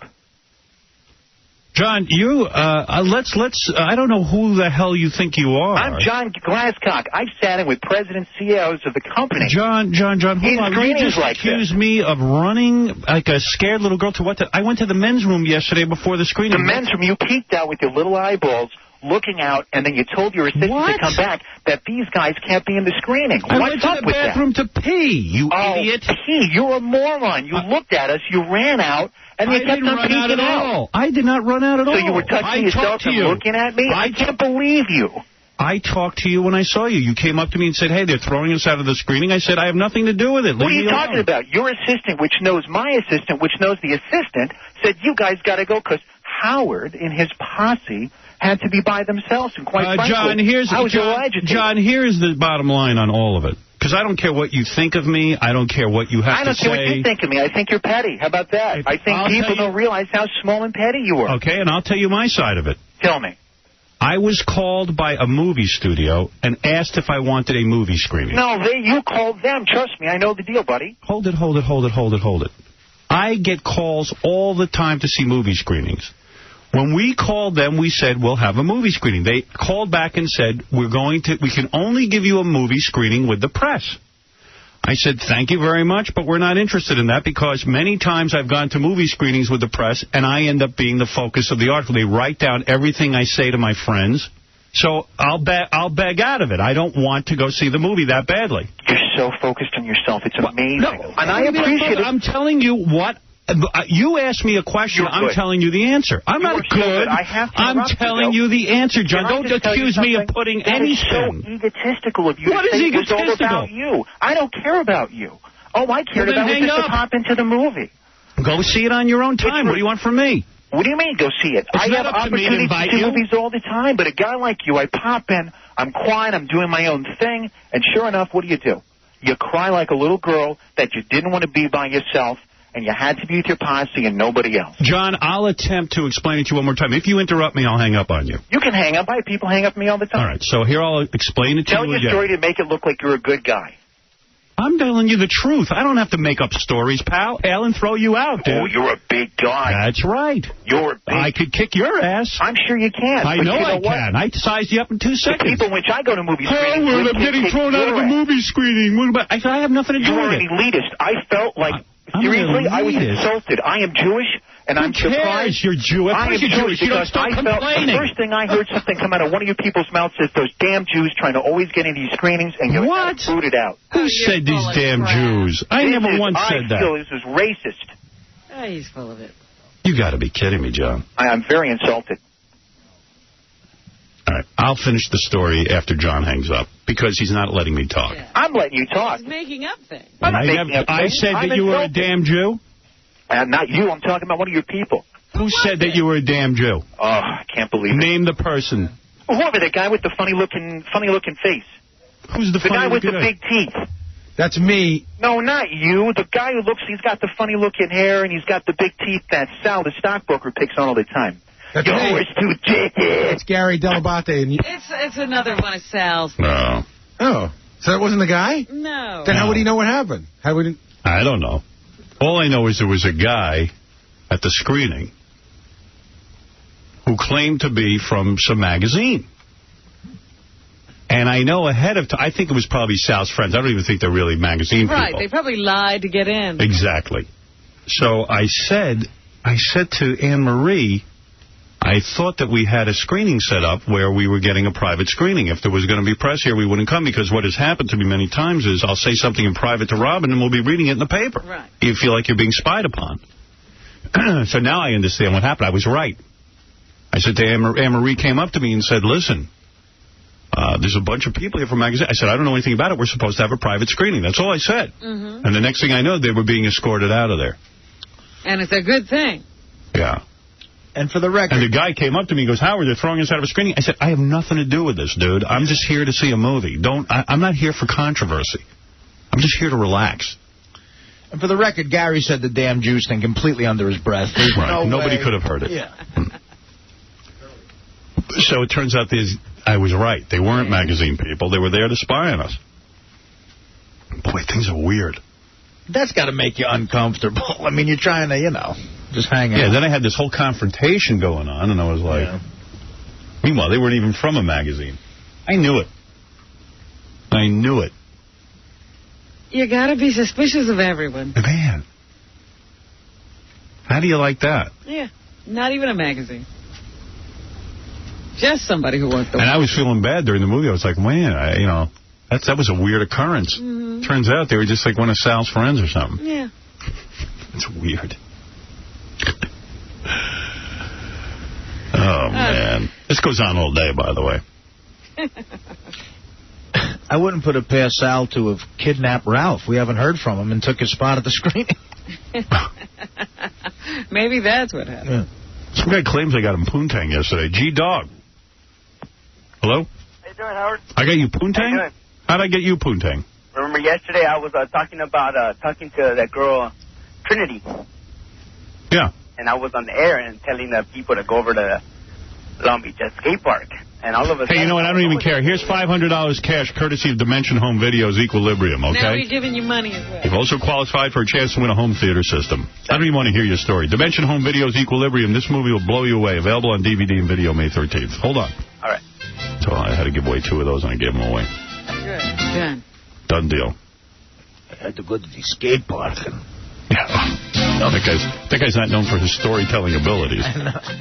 But I do remember him from yesterday. Yeah, me too. I can weave a tale. Hey, Alex, you're on the air. Hey. Hey. Howard, Alex, Orlando, Florida, baby. Hey, listen, a question for you. When are you going to release a DVD uncensored box set, man? You've done your book, you've done your movie. What's going on, guy? Should have been out months ago. This is turning into the biggest headache. Is it a box set? Well, it's going to be a DVD of uncensored moments from the E-shows. It's just taking forever. I watched the show, and I'm upset because I feel restricted. I know, and I'm putting out an uncensored DVD, See, but you know what your problem I can't seem to get anybody to do it. What do you mean? Well, I need someone to go through the archives and then cut up the tapes. It's simple. Channel 9. It's Channel 9 days. Yeah, okay. Wait a minute, I'm trying to talk to you. What? Nobody will do that? It looks like I'm going to have to. Well, we're working on it, but it just seems to be going very slowly. But you know what you have to do? I just figured this out. There is so much material. Break it down by the year? You have to limit it. You have to say, I'm going to do this portion of shows, not the entire I'm calling John Ryber archive on Thursday. I'm going to tell him, do the early years, the middle years, and then the late years. You can't do the entire archive at once because it's impossible. Yeah, that's what I'm going to do. That's what I'm going to do. Yeah, you got to segment it out. I'll do it by year. Yeah. Thank you. That's what I'm doing. All right, because I said, yes, there's way too much material. It's taking too long. I want to see it already. Thank you.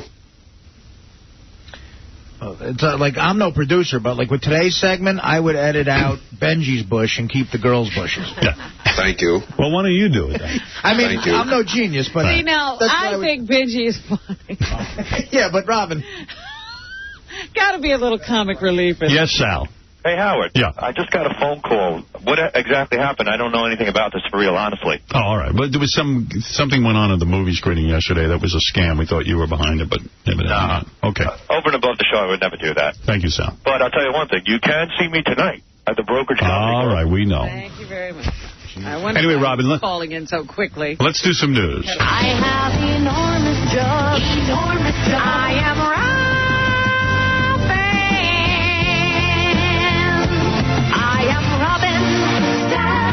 I have enormous joy. I am Robin. I have a whopping... That's from American Idol last night. No, you know what? I don't compare to those girls who were in here earlier for shaved or unshaved. You're pretty close, though.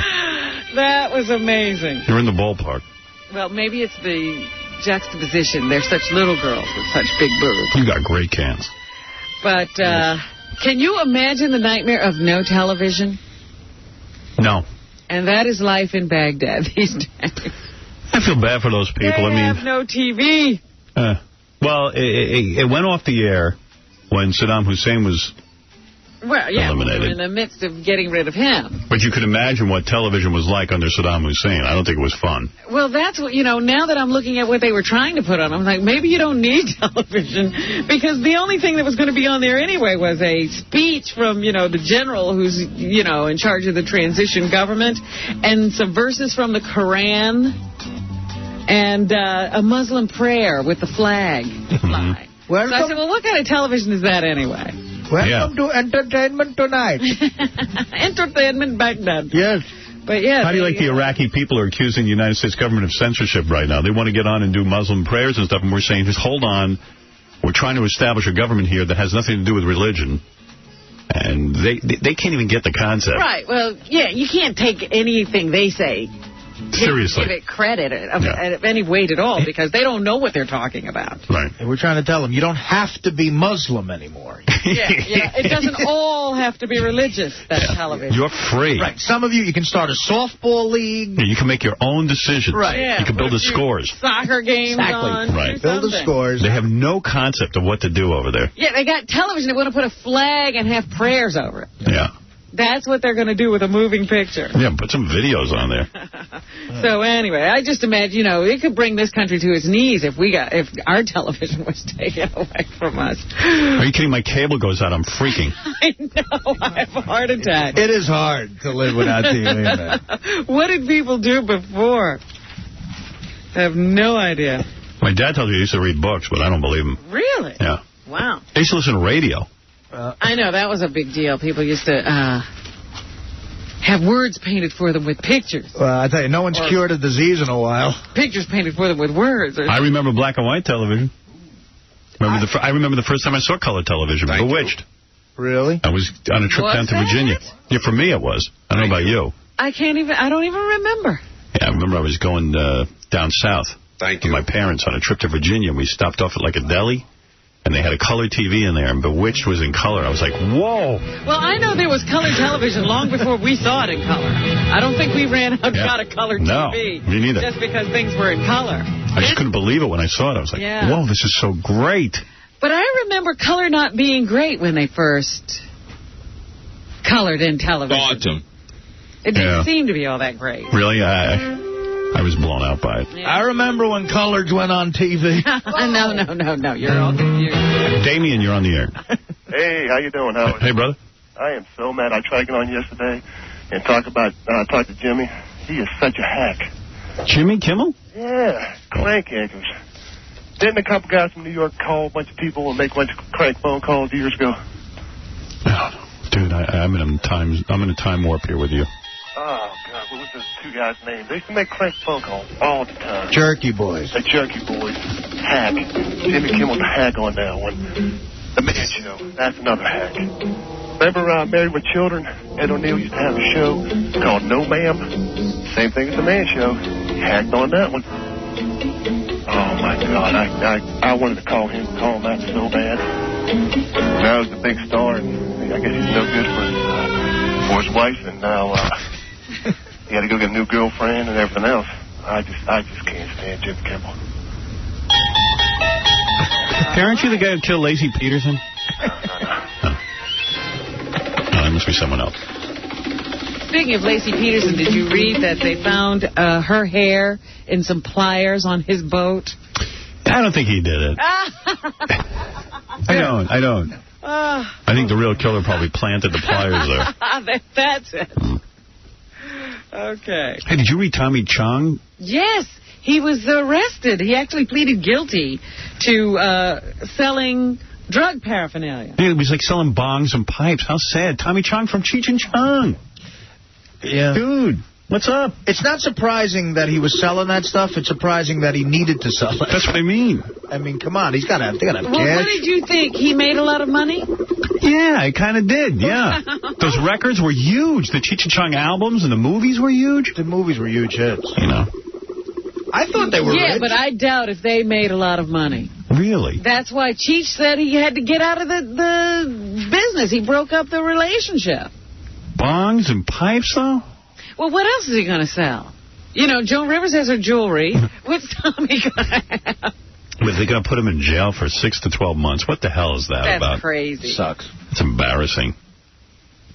It's embarrassing for him. He's a guy in his 60s, and he's still obsessed with pot. He's selling pipes and bongs. Yeah, I saw he had a little bit part, I guess he used to play on that 70s show as like a old stoner or something. It's also embarrassing for, that's embarrassing for him. It's embarrassing for our country that we're locking up people for selling bongs and pipe. I think this is part of Operation Pipe Dreams, the national drug crackdown with Attorney General Ashcroft. So we're making an example of Tommy Chong? Yeah, poor old bastard. We have nothing better to do? How about Operation Catch Some More Terrorists? Operation Find Osama Bin Laden instead of Operation Drug Paraphernalia. This is Operation We Don't Care. Yeah, how about Operation Airport Security before another plane goes into another building? Right. How about Operation Shoulder-Launched Missiles or Operation Dirty Bomb? Get a few of those off the street. Probably hundreds of people selling bongs and pipes and rolling papers on Operation Terrorist Cell. They sell it on, buy that stuff on the internet. You can go to bodegas, head shops, clothing stores, and every other freaking place here in New York. But Tommy can't sell them. Tommy Chong got arrested for it. Like, people won't figure out another way to get that stuff into their system. And wasn't the time to make an example out of Tommy Chong 25 years ago? Absolutely. No kind of reeks of what the FCC does with me.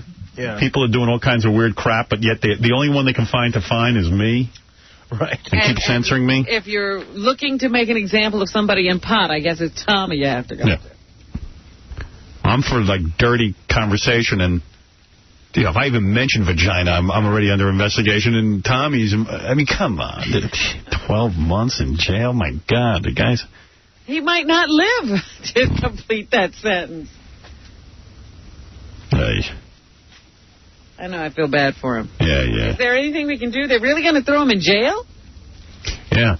They said that they did a study. Good-looking people are less likely to go to jail than ugly people. Yes. And Tommy, I guess, isn't that good-looking. Because he got 12 months for selling a pipe. He's not a good-looking guy.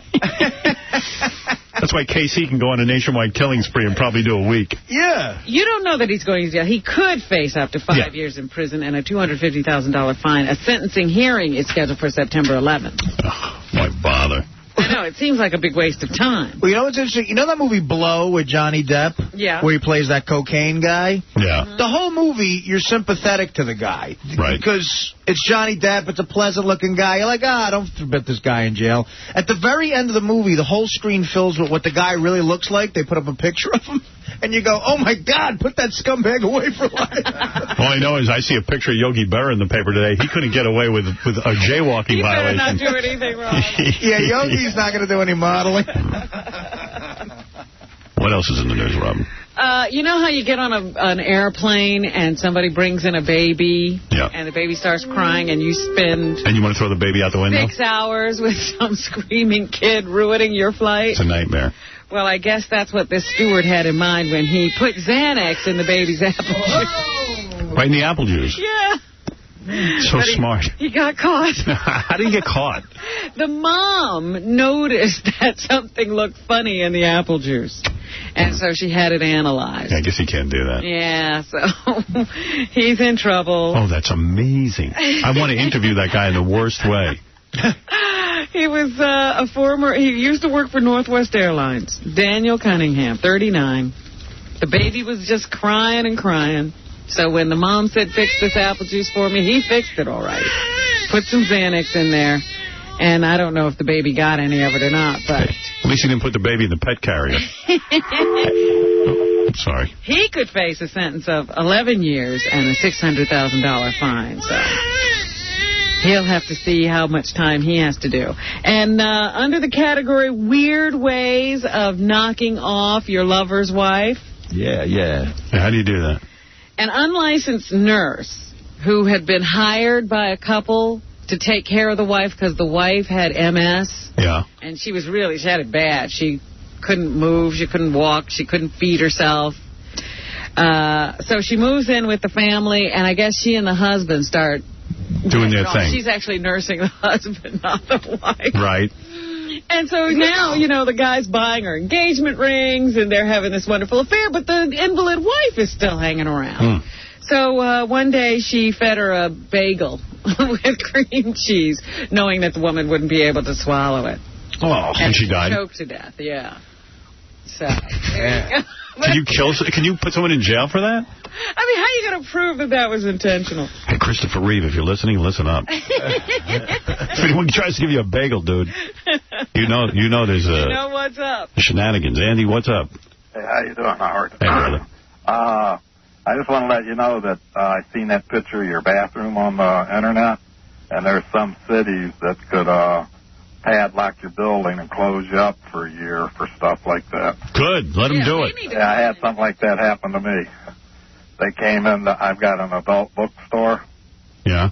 And they came in with, to the naked eye, my store was clean, spotless, but they came in with black lights.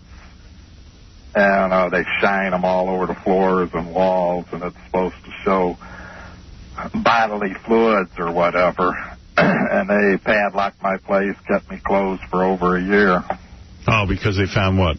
Semen? Well, because some stuff shined in black light. I was going to tell you, you could probably take a black light in the ladies' bathroom that you guys was talking about that was so clean, and it under the black light, if you turn the lights out in there and just the black light, it wouldn't look...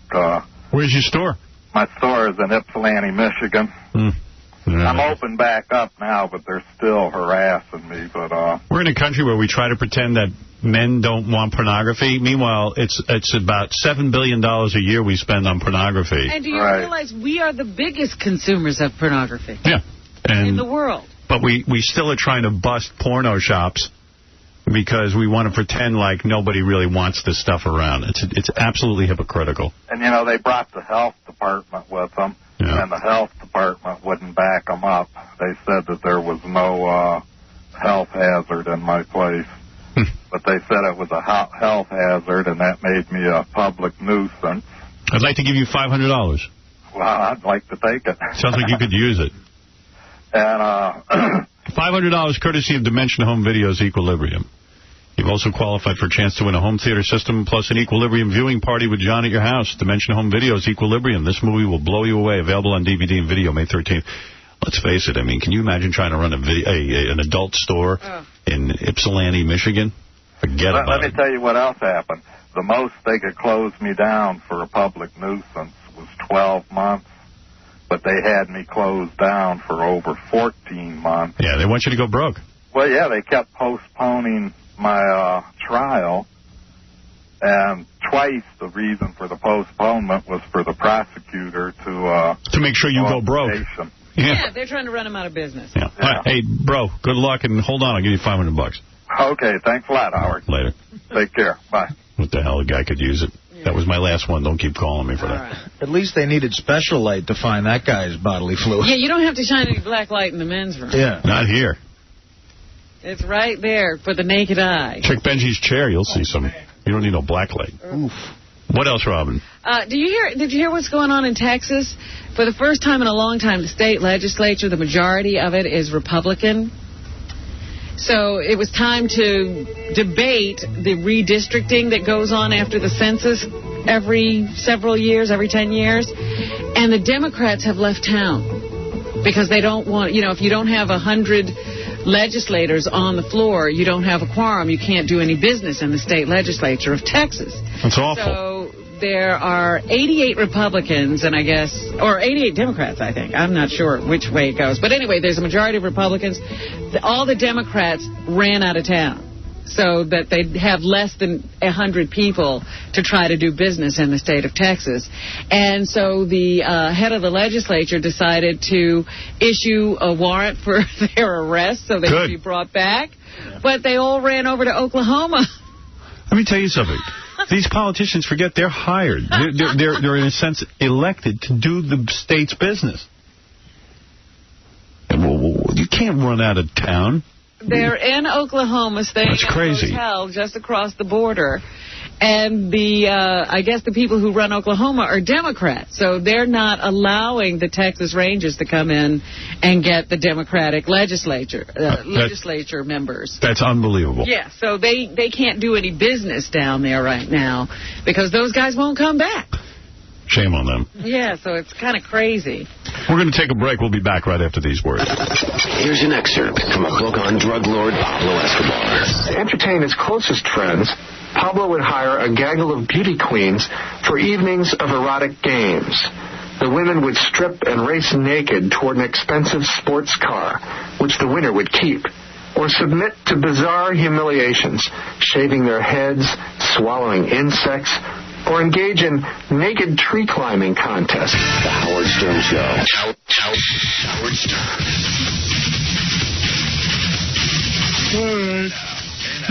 Robin.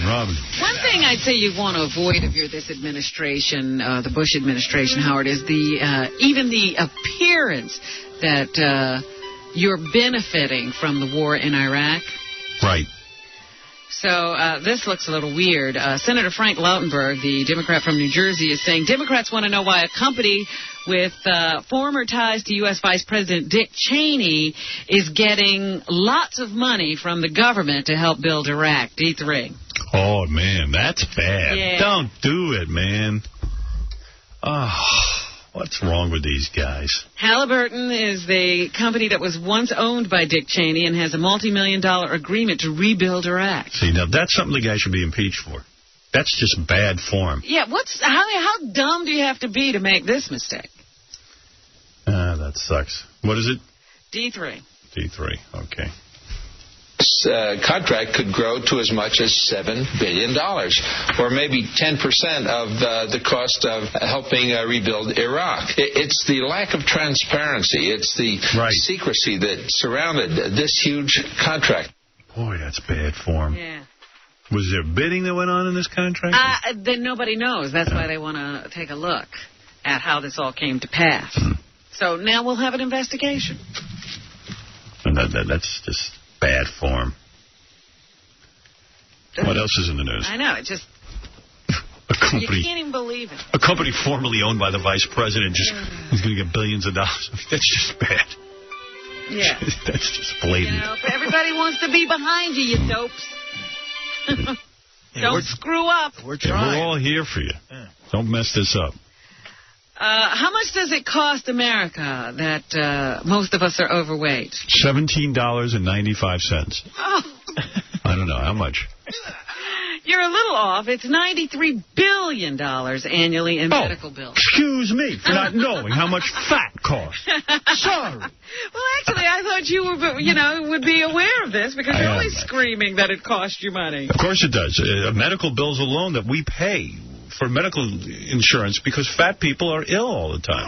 They say of that $93 billion, half of it's paid by the government. Right. So it's taxpayer money to deal with the illnesses and the infirmities caused by obesity. You know who's bankrupting this country? Artie and Benji. Benji costs me $50 a day. They're taking us all down with them.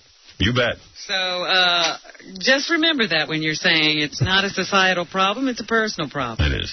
No more French fries, Artie. I'm sorry. Artie ate an entire bag of Milano cookies. No, I didn't because I got ripped off.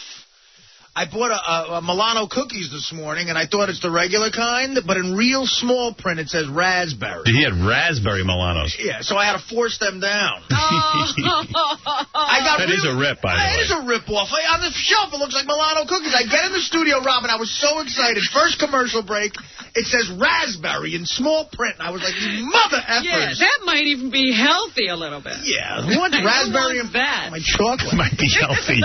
But I had lunch with Artie yesterday at 11 o'clock. What do you eat? He just had like a turkey burger and a salad. I'm like, wow, Artie's eating well. Right. And then he gets on the phone and he goes, all right, I'll see you for lunch at 1. He had a second lunch 2 hours later.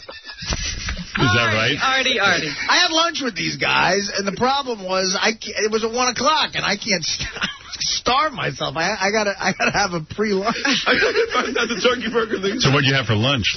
I had a hamburger. With fries? What did you have with the hamburger? Fries and spinach dip. Oh, you had spinach. Well, because Mickey Mantle has the great spinach dip. I went over there. Oh, who ever heard of that? Anything else, Robin? Yes. What is a normal blood pressure? Do you know? Normal blood pressure is something over 80, I think, or 120 90. over 80 is what we've been calling. As long as you're, like, there or a little bit below or a little bit above, people have been saying you're, like, pretty much okay. But now they're changing everything. Hey, now. They've now designated a new category. Hey, now. No longer is 120 over 80 considered normal. You have to have a reading under 120 over 80. I do. And if you have... It's all that matters is that I do. 120 over 80, you're what they're calling pre-hypertensive. Thank you. And you're going to start getting counseling about how you should change your diet and lifestyle from your doctor if you fall into that category. Testing. 1, 2. So just remember that. Thank you. There are new guidelines. Thank you. The San Antonio Spurs. Thank you. Took a 3-2 lead over the L.A. Lakers last night. You have that, Artie? And yeah. Thank you. C3 is Greg Popovich, the coach of the Spurs. Thank you. Is there any negative feeling about having nearly coughed up a huge lead in that game and almost losing, Greg? C3. No, not a bit. We're thrilled. Are you kidding me? We just played a team that's a 3-time NBA champion, and we're up 3-2 in the series. I don't know how the series is going to go. We're going to continue to play our ass off. I couldn't be more happy. There you go. Thank you. Testing. Thank you. 1, 2. VJ Singh, Testing. I told you yesterday he's upset hearing 1, that 2. a woman We are is now gonna... testing this out. Good Lord. He's not going to let you talk. Calm down. Yes. VJ Singh. He's a golfer, and he's upset that a woman is going to be playing in one of the tournaments against men. Yeah. So here, he got a lot of heat after he said that he'd leave if he was paired with her. So he's trying to clarify his statements now. Here's VJ Singh, C4. Me not playing with her was saying that my category was different, and if I was put with her, that means I wasn't given the right attention about my category, and that was clear. Now do you understand? Yeah. He still doesn't understand why Annika Sorenstam has this desire to play on the PGA Tour, C5. This is a men's tour, and there are guys out there trying to make a living, so, it is the men's tour. He's right about that. Yeah, I mean, he's right. He has a point. He's got a point. Now he finally made one. This is the men's tour. Yes. I'm not on the women's tour. What's with these bitches? So there, it is the men's tour. What's she doing in it? Carrie Ann Moss is one of the stars of The Matrix. Yes. Sexy. Opening in some theaters tonight and all theaters tomorrow. She was asked if she had any second thoughts about the stunts she had to perform in The Matrix Reloaded. A1. The motorcycle was a challenge for me. Yes. I wasn't sure about the motorcycle till the day that I did it. Is she an actress or a stunt person? Yeah. That's a good point. I didn't really talk to the brother. No, who cares? And she says physical stunts don't come naturally to her. A2. Now, I don't want to risk my life. I'm not an adrenaline junkie. Oh, I wish I could learn more about her. She is pregnant. Right. Showing up at all the publicity things now, pregnant. So she doesn't quite look like Trinity right now. We were talking to looks like Trinity's mom. Survivor winner yesterday, Jenna Maraska. Yes, Jenna. And here she was asked if she's patched up her relationship with Christy Smith, the deaf girl, on Survivor. B1. Absolutely. Christy is really incredible in so many different ways. I mean, I don't think we gave each other really that much of a chance, so I think it's... it's time to forget about Jenna. You know what? You were right watching that show. I hate that broad. Yeah. She's a pain in the ass. Exactly. Man. I sort of liked Heidi after meeting her, but I wasn't so sure I liked This chick Jenna is so phony. She's so phony. I'm going to make out with you. Yeah, and then I'm not. Well, we also all wanted to know why Christy changed her mind and voted for Jenna.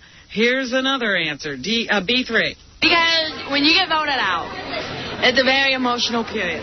And you let it all out. And then you sit and you reflect and you think, and you're like, who deserved that $1 million? And happened to be Matt and Jenna. And it was like, Matt, nice guy, good friend. But Jenna, wow, I was a very big competitor. How come all deaf people sound like that? I mean, like... What are you talking about? It's like, you know, all gay guys, not all, but a lot of them were like, oh, hello. Yeah. And deaf people, nah. Like, I wonder what they don't realize. But she's crazy. Who? Christy. I mean, she voted for a girl who was absolutely brutal to her. I don't understand her at all. Well, I'm still looking for the right answer, but that's the answer we've gotten so far. I think because she couldn't hear, she thought she was voting against Jenna. She thought it was still like you vote her out of the tribe. She didn't realize the voting had changed. Yeah, I felt bad for Christy, but I don't know why she's voting for Jenna. Anyway, go ahead. Bruce Almighty is opening on May 23rd. That's a new Jim Carrey film. Jim's coming in to promote that. That's right, and here he is on Bruce and why he's so unhappy. C1. I play a reporter who's very unhappy with his lot in life. You know, he wants to be Walter Cronkite, but unfortunately he's been relegated to the human interest side of the news. The puppy saved from the well, the giant record-making cookie, and things like that. So he's very unhappy with the idea that just for the rest of time, all he's going to do is make people laugh. Then he becomes God, right? Yeah, he gets God's power, so should be good. And John Entwistle, I didn't know that he could garner this kind of attention, but they had one of those auctions of his stuff, and it brought in a lot of money. How much? They say that certain lots brought in about 4 times what they expected them to gross. He had a Fender Precision guitar called Frankenstein. That was his guitar. Made up of 4 different smashed basses, and they thought it would sell for about $11,000. Well, they got $100,400 for that one guitar. He was in the Who. And it was in a lot of 150 guitars. So there were a bunch of his guitars that were sold for in the tens of thousands to hundreds of thousands of dollars, and even his life-size casts of fish he caught brought in a lot of money. I'd love to meet the loons who buy this stuff. I really would. I can't imagine why you'd buy this. Casts of 30 fish, including a hammerhead shark, unbelievable, marlins, and a barracuda, which he caught in the Caribbean. Who would buy this? That brought in $31,000. Oh, my God. This country has way too much money. Drawings of his famous friends, including Rolling Stone bassist Bill Wyman, Jimi Hendrix, Eric Clapton, and others also went under the hammer. I don't know how much he got for the or somebody got for the drawings, but people wanted even his fish. The people who buy this stuff must be friends of Dick Cheney who get these oil contracts or something to rebuild Iraq. Yeah, worth billions of dollars. Yeah, I mean, that's a lot of money. Who would even care about his guitar? I don't know. Who would care about the fish? Maybe the guitar. Yeah, the fish is ridiculous. That's right. That's crazy. Well, that's what's happening. Thank you, Robin. We'll see you tomorrow. Don't forget the E-Show tonight. More from our Las Vegas trips. Whack Pack Blackjack tonight, and we'll see you tomorrow.